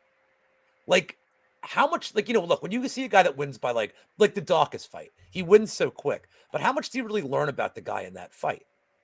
Do we learn more that Daukaus can just get rocked easily and, like, took a knee? Like, it's hard to say. Like, and I think we learn more from people, like, maybe it's not sexy as a gambler, but more from these 15-minute wars. We do learn more. Like, I learned more about Chris Curtis defending takedowns against Vieira than I've ever learned about him in any other fight. Like, I was super impressed with that. So for me, I know Hermansson can go 15 minutes. I know I like his fight IQ. I cannot trust Dolidze's fight IQ. Still, coach, do I sub him? No. So I'm going to wait on this one. I feel like Dolidze is going to just keep getting steam. I think people are going to think it's mispriced. If Hermansson gets down to minus 150, I love it. But Hermansson's the pick, and probably by horribly boring decision, where unlike the other fights when you're getting like unlike Diakiese, your butthole is going to be puckered for like this last 5 minutes. Like, please don't let Dolidze land a kill shot on him. So that is exactly what I'm expecting, Lou. I think, and this is where Chris Curtis believes that Dolidze is going to just wrecking ball all the way through Jack Hermansson. And I kind of disagree. Like, I don't really want to get in front of Dolidze, but I can't ignore how big of a step up this is. And I can't ignore the fact that he lost to Trevin fucking Giles. Like, that just, you'll never get away from that with me. We need like a way to like pull one result out of the record as like, right? Like Talia Santos never lost her debut. Like, just, you got to be able to, never happened. We need median results, not, the aggregate. I hear you. I agree with you. And I just have such questions about this one, man. I really have a lot of questions about this one. I think that the Joker is more than capable of staying at range and just finessing his way around Dolidze. Dolidze being able to snap people's ankles and knees and stuff. The Joker is a big-time grappler. Like, he'll hook Kelvin Gastelum himself. Like, he knows those positions. I think he'll be able to defend himself if this thing gets to the ground. I think he'll be able to handle himself. And if we see old school Roman Dolidze and he makes a bad choice and he drops for a heel hook and puts himself on bottom, I can see the Joker riding him out from top position. I can see Jack leg kicking him and butt scooting away from him for 15 minutes. I know we're in the small cage, but Dolidze is an explosion guy. You know what I mean? Like, he comes in with one big explosion. The speed and the lightness and the footwork of someone like the Joker, I think over 15 minutes is still going to be enough, even in the small cage. He'll be able to keep the distance and keep the range from Roman Dolidze. I don't think Dolidze is getting a finish here, and I do think this is probably going to go over. I also think that it's probably going to be a Joker decision, and that's the prediction. Like, I don't like it. I especially don't like going against Chris Curtis. You know, he's my guy. But I actually think the Joker can probably do kind of the same thing here that he did to Chris Curtis, because he just needs to not engage. If you just don't engage a guy like Dolidze, he's got nothing to grab. He's got nothing to bomb on, and it's going to come down to catching him. Yeah, Danny nailed it here. Hermansson's footwork is going to be the key. And I do think that's going to be the key to this fight. I think he wins the decision at the end. Do you think Dolidze has any decision equity whatsoever? Is he finish or bust? Because I don't know how he wins a decision unless he really is the better 2-10-8s. Well, I mean, unless he's the better grappler, I don't know how he wins the decision. Yeah, no, I'm right there with you. And I don't think the one time we saw him win a decision was over Staropoli, where he just like size bullied him, right? Like, Staropoli's sub defense held up and he just kind of stayed on top of him. I could see that happening, but I think Jack is the better wrestler. I don't think he'll be able to just size bully the Joker. So I think maybe like but if it goes to decision, I think it's kind of like 8-2 on Jack winning a decision. I've got a real hard time seeing Dolidze winning a decision. I'm looking it up right now. Hermansson by decision. I guess that would be 4-1 if I wasn't an idiot, by the way. Dolidze is 4-1. Hermansson's plus 115. So for a decision? Yeah. Like, they're giving you plus 115 on Joker by decision. Yeah, I mean, I'm sure there's like we got Hermansson by round 3 KOs plus 3,300. That's I mean, I'm never betting that except for Dolidze is made out of iron, man. You don't finish Dolidze. I don't see that happening. Yeah, I was just looking for what the craziest odds. Yeah, plus 115 is gross. That's absolutely gross. That's disgusting. Like, I'd rather eat the 80 cents and just be like, you know what, he's a parlay piece, or I take him straight and just, you know. For some reason I'm not seeing a line. What's the money line on the Joker on this one? This is just from BFO. It's average minus 170, 175. Okay. Well, I guess the plus 115 kind of makes sense then, because if you're not expecting him to finish and he's almost a $2 favorite, like, okay, all right, like, I kind of expected the line would maybe be a little bit closer on this one, but yeah, maybe that's the move, man. Maybe getting slight plus money on Jack by decision is the way to go on this one. I don't know. All right, we're all thoroughly confused, and I'm not feeling overly confident in that one. So forgive me, Chris Curtis. I'm going to go ahead and go against you. I'll say the Joker comes back and does exactly what he did last time and gets a decision. I wonder, who's he even rooting for here? Is he rooting for Dolidze? Like, I think kinda. Yeah, I think there's a revenge factor there, Lou. I think Chris Curtis wants someone to come out and like club the hell out of the Joker because he wasn't able to do it. And frankly, okay, here's the thing. This is where like tinfoil cap Clint comes in here. We don't see those kind of fights from Roman Dolidze, right? Like, the issue Chris Curtis had was chasing the Joker. That's kind of what Dolidze does. Dolidze fought just like 2-3 weeks ago. Has he really trained for someone like Jack? No. Like, you could say the blueprint is there. He can watch the Chris Curtis fight. He can learn from that and just his game plan. But is he going to be a better fighter 1 month later? No. Like, he's still going to be the same Roman Dolidze we have always seen. So he's going to need to catch him with something big. He's going to need to back him up. He's going to need to clip him, rock him, hurt him early, and then go to work doing something like that. If he doesn't do that, he's going to have the same problem Chris Curtis did. And he's going to be chasing him around the whole fight and doing the, come on, bro, fight me. Like that. He'll be doing that thing the whole time. Come on, Brush. Hey, Brush. Yeah, like, I just don't see why that doesn't happen here. Like, sure, Dolidze inside the distance, knockout, go for it. Go for it. That's absolutely his path to victory. But if he doesn't get that KO, I just think it's going to be another masterclass. Dolph asking for more Fireball. I mean, I'm here. Like, remember, I'm Lou's a trying to man of fend the off. people. I'm trying to fend off a cold, and I am a man of the people. And also, who doesn't like Dolph Lundgren? I'm old enough to remember most of his movies. Best Rocky movie ever, man. Rocky 4 Stop. with Dolph No, Lundgren. no. Stop. Stop. 2? If he dies, he dies. Hey, I'm okay. I mean, 2 is good. Don't get me wrong. I like 2, but like the whole USA versus Russia, the mountain training montage, like, come on, Rocky 4, man. But when he's in the hospital, Rocky's in the hospital. Well, what are we waiting for? If it doesn't have Mickey, it can't count. Where's Danny Betts? Danny Betts, the Philly boxing guy. He knows. Mickey's there for half of it. It's got to have Mickey. He's there for the beginning. He's a tomato. All right. Me and Luke can debate Rocky movies. We'll rank them later. All right. Next fight up. We're getting to the end of this bad boy, everybody. Tuivasa taking on Sergey Pavlovich. We got big boys. We got the heavyweights coming in here. I love this fight. Absolutely love this fight. Sergey Pavlovich, a decent-sized favorite here in this spot. Everyone has just crowned him the next Russian monster. Minus 185 for Sergey, plus 165 Tuivasa. And Lou, again, I kind of like the dog here. You know, I bet the knockout prop, Tuivasa, in his last fight against Cyril Gane, and he damn near did the thing. He had the once and future king wobbled in his last fight at just the right time. Tuivasa seems to just come out and do the damn thing in the second round. And my favorite thing about Tuivasa is he's more dangerous when you hurt him.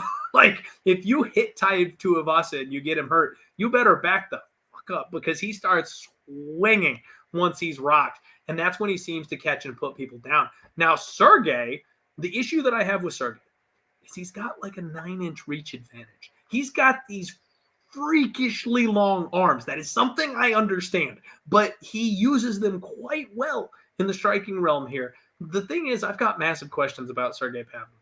Like, he's never proven anything except for that power. Like, just kills people in the first round. Marcelo Gol, Maurice Cream, Shamil Abdikimov, Derek Lewis. None of these are relevant names, Luke. Not a single one of these is a relevant heavyweight. The one time he took an L was to Alistar Overeem. Now, that may be that veteran lesson. That may be the one guy that, you know, you needed that loss to really focus you and get you going the right way. But this guy has never faced any uncertainty in his entire career. And as soon as he does the one time, what happens? He loses. Tuivasa's leg kicks, I think, are something that are going maybe a little bit unnoticed in this fight. If Ty comes in with the right game plan, and yes, Dream, I do have the orangutan arms. I got to tell you, the presidential fitness thing in high school was an absolute bitch, because your boy cannot do pull-ups with these lanky-ass things. Tuivasa, I think, can just chip the legs and completely destroy the forward movement of his opponent here in Sergey Pavlovich. I mean, we saw it over the PFL over the weekend. My guy Loft Name came out and absolutely ruined my favorite bet on the card using those leg kicks. Have we ever seen anybody leg kick Sergey Pavlovich? And you've got a smaller, faster heavyweight that likes to go to the leg kicks, who's going to be at a distinct reach advantage. I think that's the move. I think that's the game plan. Why will Tuivasa not come out and kick the shit out of the shins of Sergey Pavlovich? That's what I like here, Lou. I think it's another dog or pass spot. It's absolutely another violent spot, because we've never seen Sergey do anything but kill somebody in the first round or be killed in the first round. I'm sure we're going to get a 1.5 when this total ends up coming out. But I think I like the dog here. I think everyone's hopping off Ty maybe just a little bit too quickly. So it's minus 190 under 1.5. Oh, God. But I have a prop I like that actually just tells you everything you need to know. I have Tuivasa round 2 KO at 10-1. Love it. I love it. That's his round. That's always his round. So here's what I worry about, and like maybe this is just me as an old school boxing fan, but what I like about Pavlovich is if you watch Tuivasa's, like, I'm going to talk about the Derek Lewis fights because common opponent, but relevant for this. The reason that Tua was able to withstand all this absolute heat get thrown was that it was all his head. And once it got to the second round, Tua just out-volumed the head and got him out of there. If you look at what Pavlovich did to Lewis, and you look at what Gane did to Tua, body shots. Pavlovich is big on going to the body, like Lewis's King Hippo from Punch Out, like wobbled him against the ropes, like he got past like Oh the trash, my God. got past the trash lid, just like got him one. Lou, that is a glorious reference. I feel bad for the young people in the chat that don't get that one because that's an incredible reference. It's in my notes. I wanted to make sure I was prepared for the show. So what I worry about is we just saw Tua be vulnerable to Gon's body shots. Well, Pavlovich is going to hit like a ton of bricks. But to your point, you're bringing up the leg kicks of Tua. Even if he's not landing a ton of them, it may be enough to keep it at distance enough where Pavlovich doesn't have the body shots available to him. And if he doesn't, and this thing becomes a war of attrition, if it does get stretched out, I realize that Pavlovich has 2 decisions, allegedly, and maybe not really in his background. But we've seen Tua look fresh in the second round. He's been finished in the second round a couple of times too. But I think Tua could, if he gets some of the leg kicks going, round 2 KO at 10-1 against a guy who, does he have a plan B? Like, what if this thing, if he doesn't get him out of there in 3 minutes? I mean, if you have Pavlovich at minus 170, 180, or you have him at KO, however you want to bet him, how good do you feel about your ticket after the first round? You probably hate it. If you have a Tua ticket and it loses, at least you ain't worried about it long. Because if you lose, it's going to be in 2 minutes. So you ain't going to be crying about it too long. But give me Tua to outlast him. I am not going to play the total. It's not. I have no problem with 1.5s, but if the side that I think is Tua, he's going to have weathered the storm to get it into the second round. I'm not saying he can't win in the first round, but I think the game plan would have to be keep him at range, chop away. And he showed against Gon, he can play a patient game. He doesn't need to go after you. And so I think that has to be the game plan here if you like the Tuivasa side. So, I mean, maybe a live entry on Tua as well, but I think that round 2 at 10-1's kind of sexy.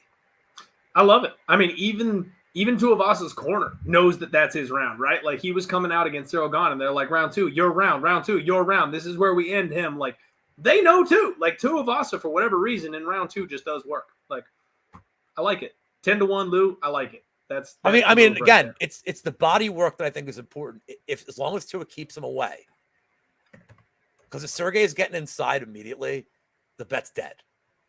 Yeah, you may not take more than one body shot, but I think to keep him away and make him start swinging wildly and tire him out, he's the better. I think he's better after 5 minutes. You gotta come in with a game plan. That's the hope. And whatever fight doesn't start round 3 is, whenever that prop comes out, I'm sure it's going to be.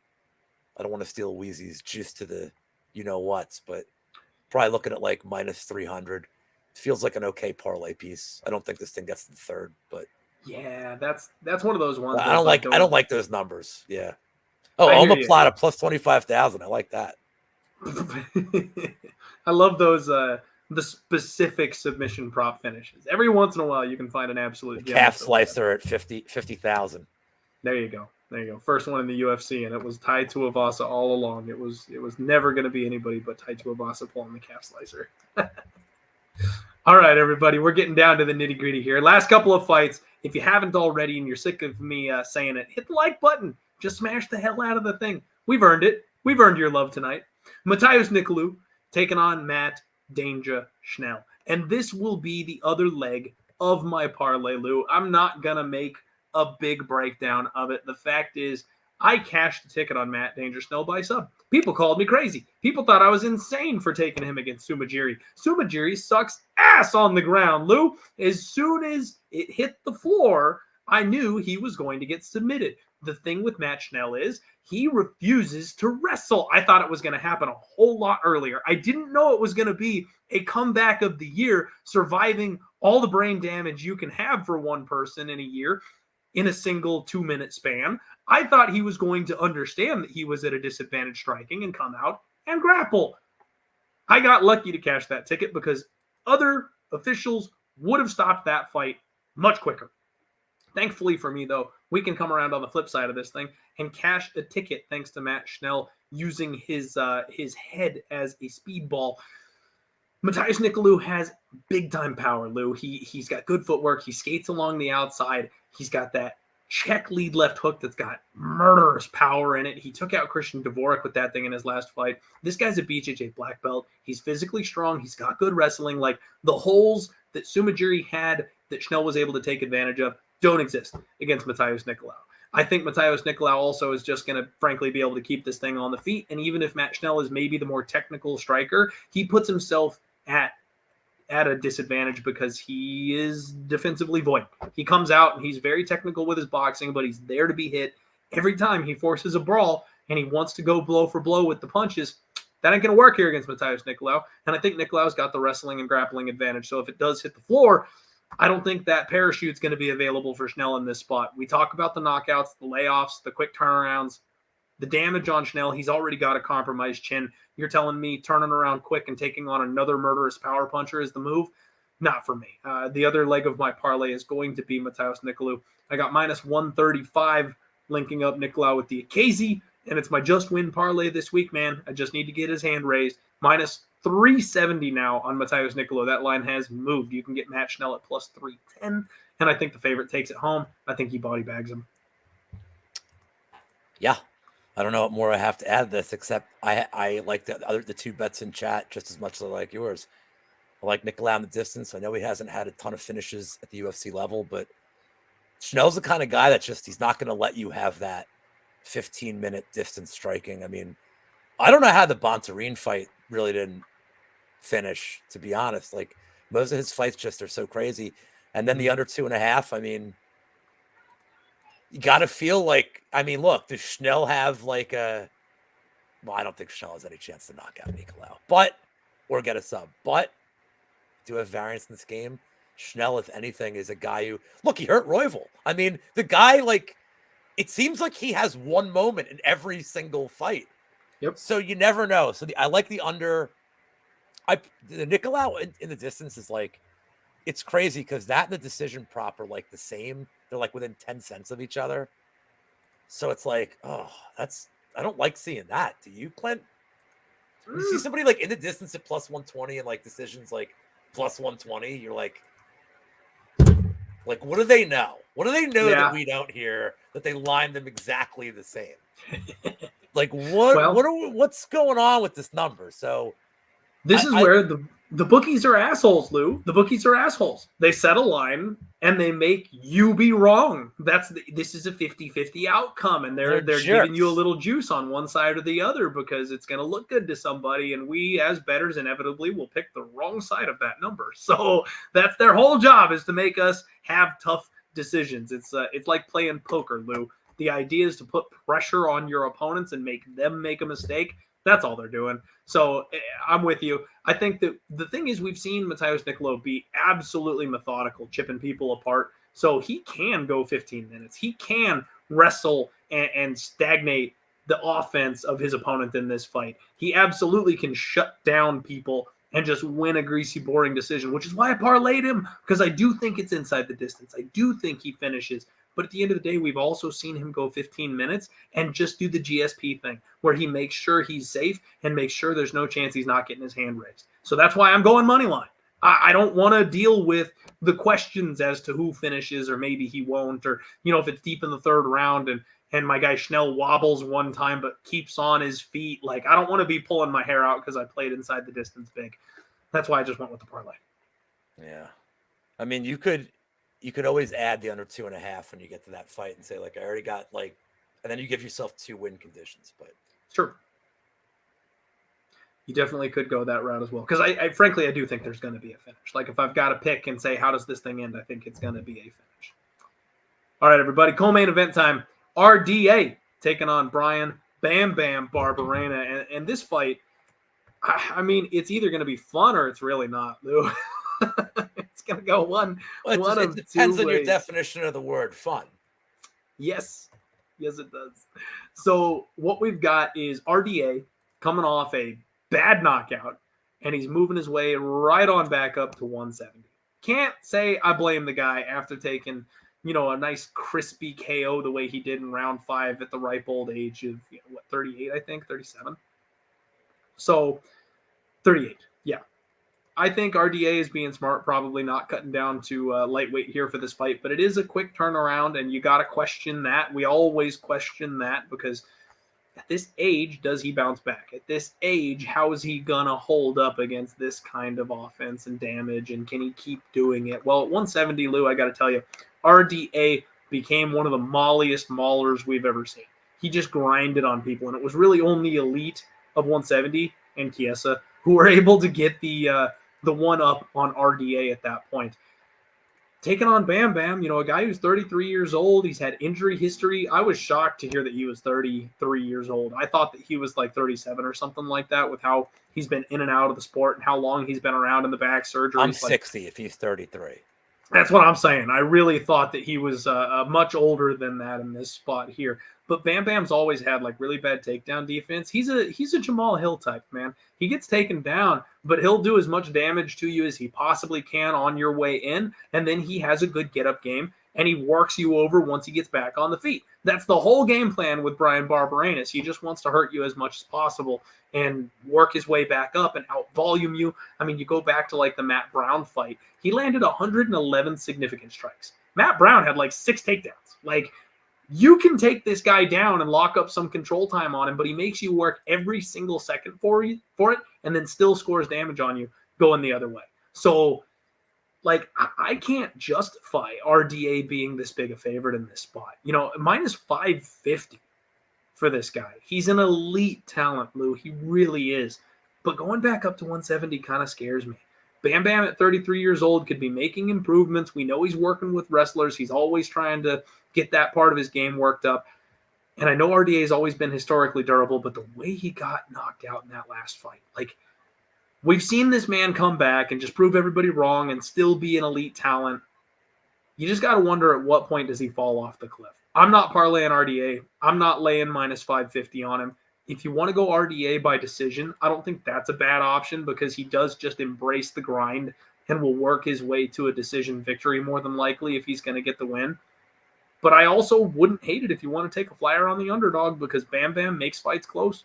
He's not a giant finisher at the elite level. He doesn't have a ton of knockouts over, big name guys like Matt Brown's a guy that's had some durability concerns and they went the full distance. So I could see this being another close and gritty split. I could see this being another decision where you're kind of biting your fingernails, hoping that RDA has had enough control time racked up to go ahead and get you the win. It would be a dog or pass spot for me. I'm really not looking too hard to bet on this one, but I can't stomach minus 550 on RDA at this point in his career. I think RDA is gonna fuck him up, dude. There we go. There it is. I think there is a big difference between getting taken down by Jason Witt and Anthony Ivy and Matt Brown than RDA. And I think RDA is just gonna maul him. And yeah, Barberena he's the oldest 33-year-old, ever, possibly. I know it's only 3 rounds to work with, but I think RDA can abuse him on the ground. And I get what you're saying about Barberena throwing up strikes, but again, there are levels to this game with takedowns, and what RDA can do to somebody on the ground, especially at 170, is way different than Jason Witt, like who throws nothing. Jason Witt almost lost those rounds where he had ground control. So I don't need to get too much. I'm on RDA in the distance here, plus 175. I think he just... Wow, all right. And Justin said this is like a thank you for your service kind of fight. I kind of feel that way too. I think this is like a RDA, thanks for just taking all these fights every 3-4 months apart, like short notice. Like, just here you go, dude. Also, thank you for not murdering Moicano, because now he's like our new cash cow. Oh my gosh, I know. Moicano came out smelling like roses after that. He's like the best Twitter follow. Took the beating, stayed alive, and now he's just the man. His Twitter account is hysterical if you're not following it. Yeah, Moicano is fantastic on social media. I don't know what they put in his drink, but overnight Moicano has become a very fun fighter. Joe Hogan! I love it, man. All right, there we go. We got some disagreement here on this one. Like I said, I can understand, man. I can understand RDA is a special talent, and he's getting a big break in competition here. We'll see. We'll see what happens. I mean, you're invested. I'm not. So I'll tip my cap to you and hope if he that wins you're by right. decision, I hate everything. I'm not interested. But I'm with you, by the way. I don't like parlaying minus 500. So if you don't want to play him by a condition, don't put him in there at all. Or play the... Got to find a way to get paid. Yeah, got to find a way to get paid. All right, man. Co-main is over. Main event time, everybody. Buckle up here. We have got Stephen Wonderboy Thompson taking on Kevin Big Mouth Holland. And you know what? He actually had me going, though. I actually thought that Kevin Holland was maybe going to hang it up after the Hamzat thing. I thought maybe he actually was like so pride wounded that he was going to be done after that fight, because the way he's been handled on the ground by guys, he's just like, all right, like I'm obviously never going to sniff a title shot. Like his wrestling defense is so bad. He's obviously just always going to have that hole in his game at the elite level. And I thought he was just like, all right, fine, I'll go be an accountant or something. Like, and that's fair. That'd be fair. But, you know, quick turnaround. They gave him a striker finally, not somebody he's got to worry about the takedowns with. 39-year-old Stephen Wonderboy Thompson, who, it's been a long time since we've been excited about Wonderboy, man. But you think back in the Jeff Neal fight, the Vicente Luque fight, like, you can't strike with this man. If he gets a striker, he's a beast. Now, he did get that random ass off the cage Superman punch knockout from Anthony Showtime Pettis, but he was up big on the scorecards going into that round. It was like the dying seconds of round 2. He was bludgeoning Anthony Pettis up until that fight. Just got caught. He was beating the brakes off of Darren Till. I don't care what anybody says. That's still a bad decision. I remember I was on vacation in California with my wife's family, streaming Darren Till versus Wonderboy Thompson with a pile on Wonderboy and screaming at my phone, getting uninvited from the family vacation because that decision went the wrong way. I'm sorry. They were propping Darren Till up. That was Wonderboy's fight all day. But I love Kevin Holland. And this is another spot where you've got these long, lanky, rangy 30-year-old taking on 39-year-old. Like, I got to side with the young guy, man. I think Stephen Thompson is going to make this fight interesting. And I do think he'll find some success in this fight. But at the end of the day, he's old. Kevin Holland is fast, and he hits really hard. I kind of think it's a Kevin Holland spot. But I'm not overly comfortable with the number because the bookies are hanging this thing at a pick'em, and it's all action coming in, driving this number. We now have Wonderboy is a decent little underdog. Kevin Holland is a minus 150 favorite. Stephen Thompson is plus 130. And I think it's just people hand over fist supporting Kevin Holland, which, again, makes sense. Like, I think Kevin Holland's going to win too. But this is a pick'em fight. Like, it could go either way. Kevin Holland is not known for being the most technical striker of all time. He's a guy that likes to get in there and bang. And if you like to get in there and bang against someone like Wonderboy, you can get out finessed. It's going to be competitive, guys. I'd be interested in an over. I don't think this fight is going to end very quickly, Lou. I think this is going to be a competitive striking match. And I do think that this is going to be a spot that Stephen Wonderboy probably controls the distance and the range, keeps it relatively safe for himself until maybe he gets caught a little bit later in the fight. You know, we saw Kevin Holland when he was first getting his juices flowing here in the UFC. He went all the way deep into the third round against, what was his name? Joaquin Buckley. And it wasn't until Buckley made a mistake that he finally caught him. He went to a split with Darren Stewart after that. Like, we've seen this guy go to decision a couple of different times. I don't think that it's necessarily the biggest under spot on the card. If anything, I think this is your over spot on the card. I'd be looking at an over or a decision prop on these guys for the main event. That is funny you say that, because over 4.5 is plus money. And there's a couple of reasons I like this before I get to the side. So they're buddies now doing podcasts, which is interesting. It's the most Kevin Holland thing I've ever heard. And knowing Kevin Holland's attitude, I wonder, like, I mean, you know, look, what's been the 2 knocks on Wonderboy, he's 39, which, hey, buddy, like, what's wrong with being 39? He's not like a 39-year-old that's taken a ton of damage. So I don't think he's not like a weather, like we're talking about Barberanda's 33. Like, I mean, I think Wonderboy at 39 is fine with the amount of damage he's taken. The other thing is, I don't know that Holland is going to go for takedowns here. I don't know that he will. So if this is a 25-minute striking battle, we might get 2 rounds of just kind of like the feeling out process of, you know, Holland just joking around, being like, all right, like, you know, like you mentioned Rocky before. Yeah, like the end of Rocky 3. But they're just like, yeah, all right. See, I love bringing that back. I don't know that this is going to be Holland like smashing him immediately. Now, I think Holland wins as the fight goes, the longer it goes.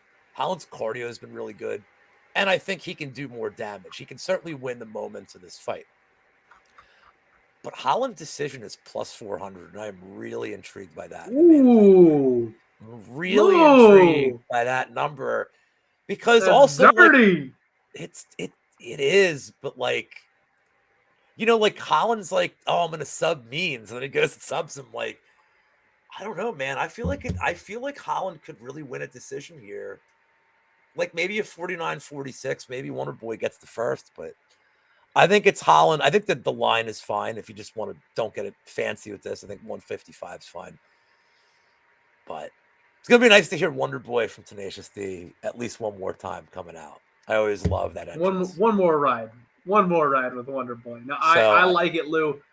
I like it, man. I'm with you. I'm with you on Holland. I'm with you on the over. And boy, howdy, I might be with you on Holland by decision at plus 400 because, like you always say, my friend, it pays better. That's a nice number. More.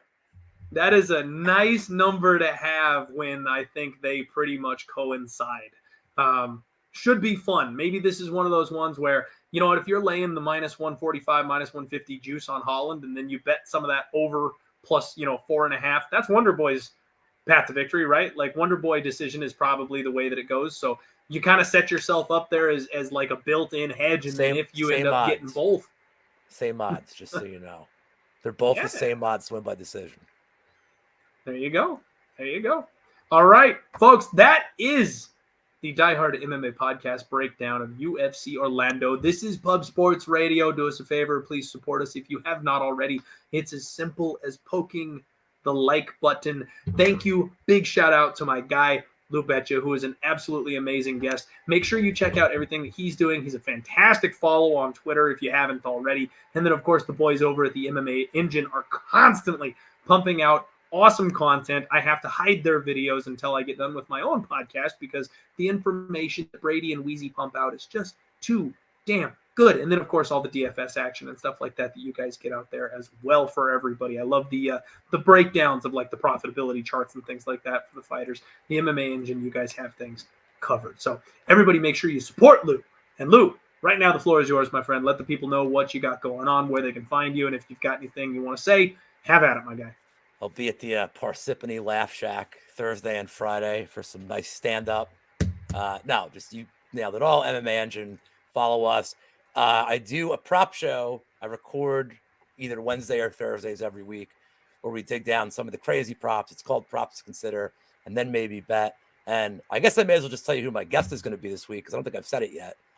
My guest will be Uncle Wheezy because it is JSP versus Elkins. Wheezy's guy versus my guy.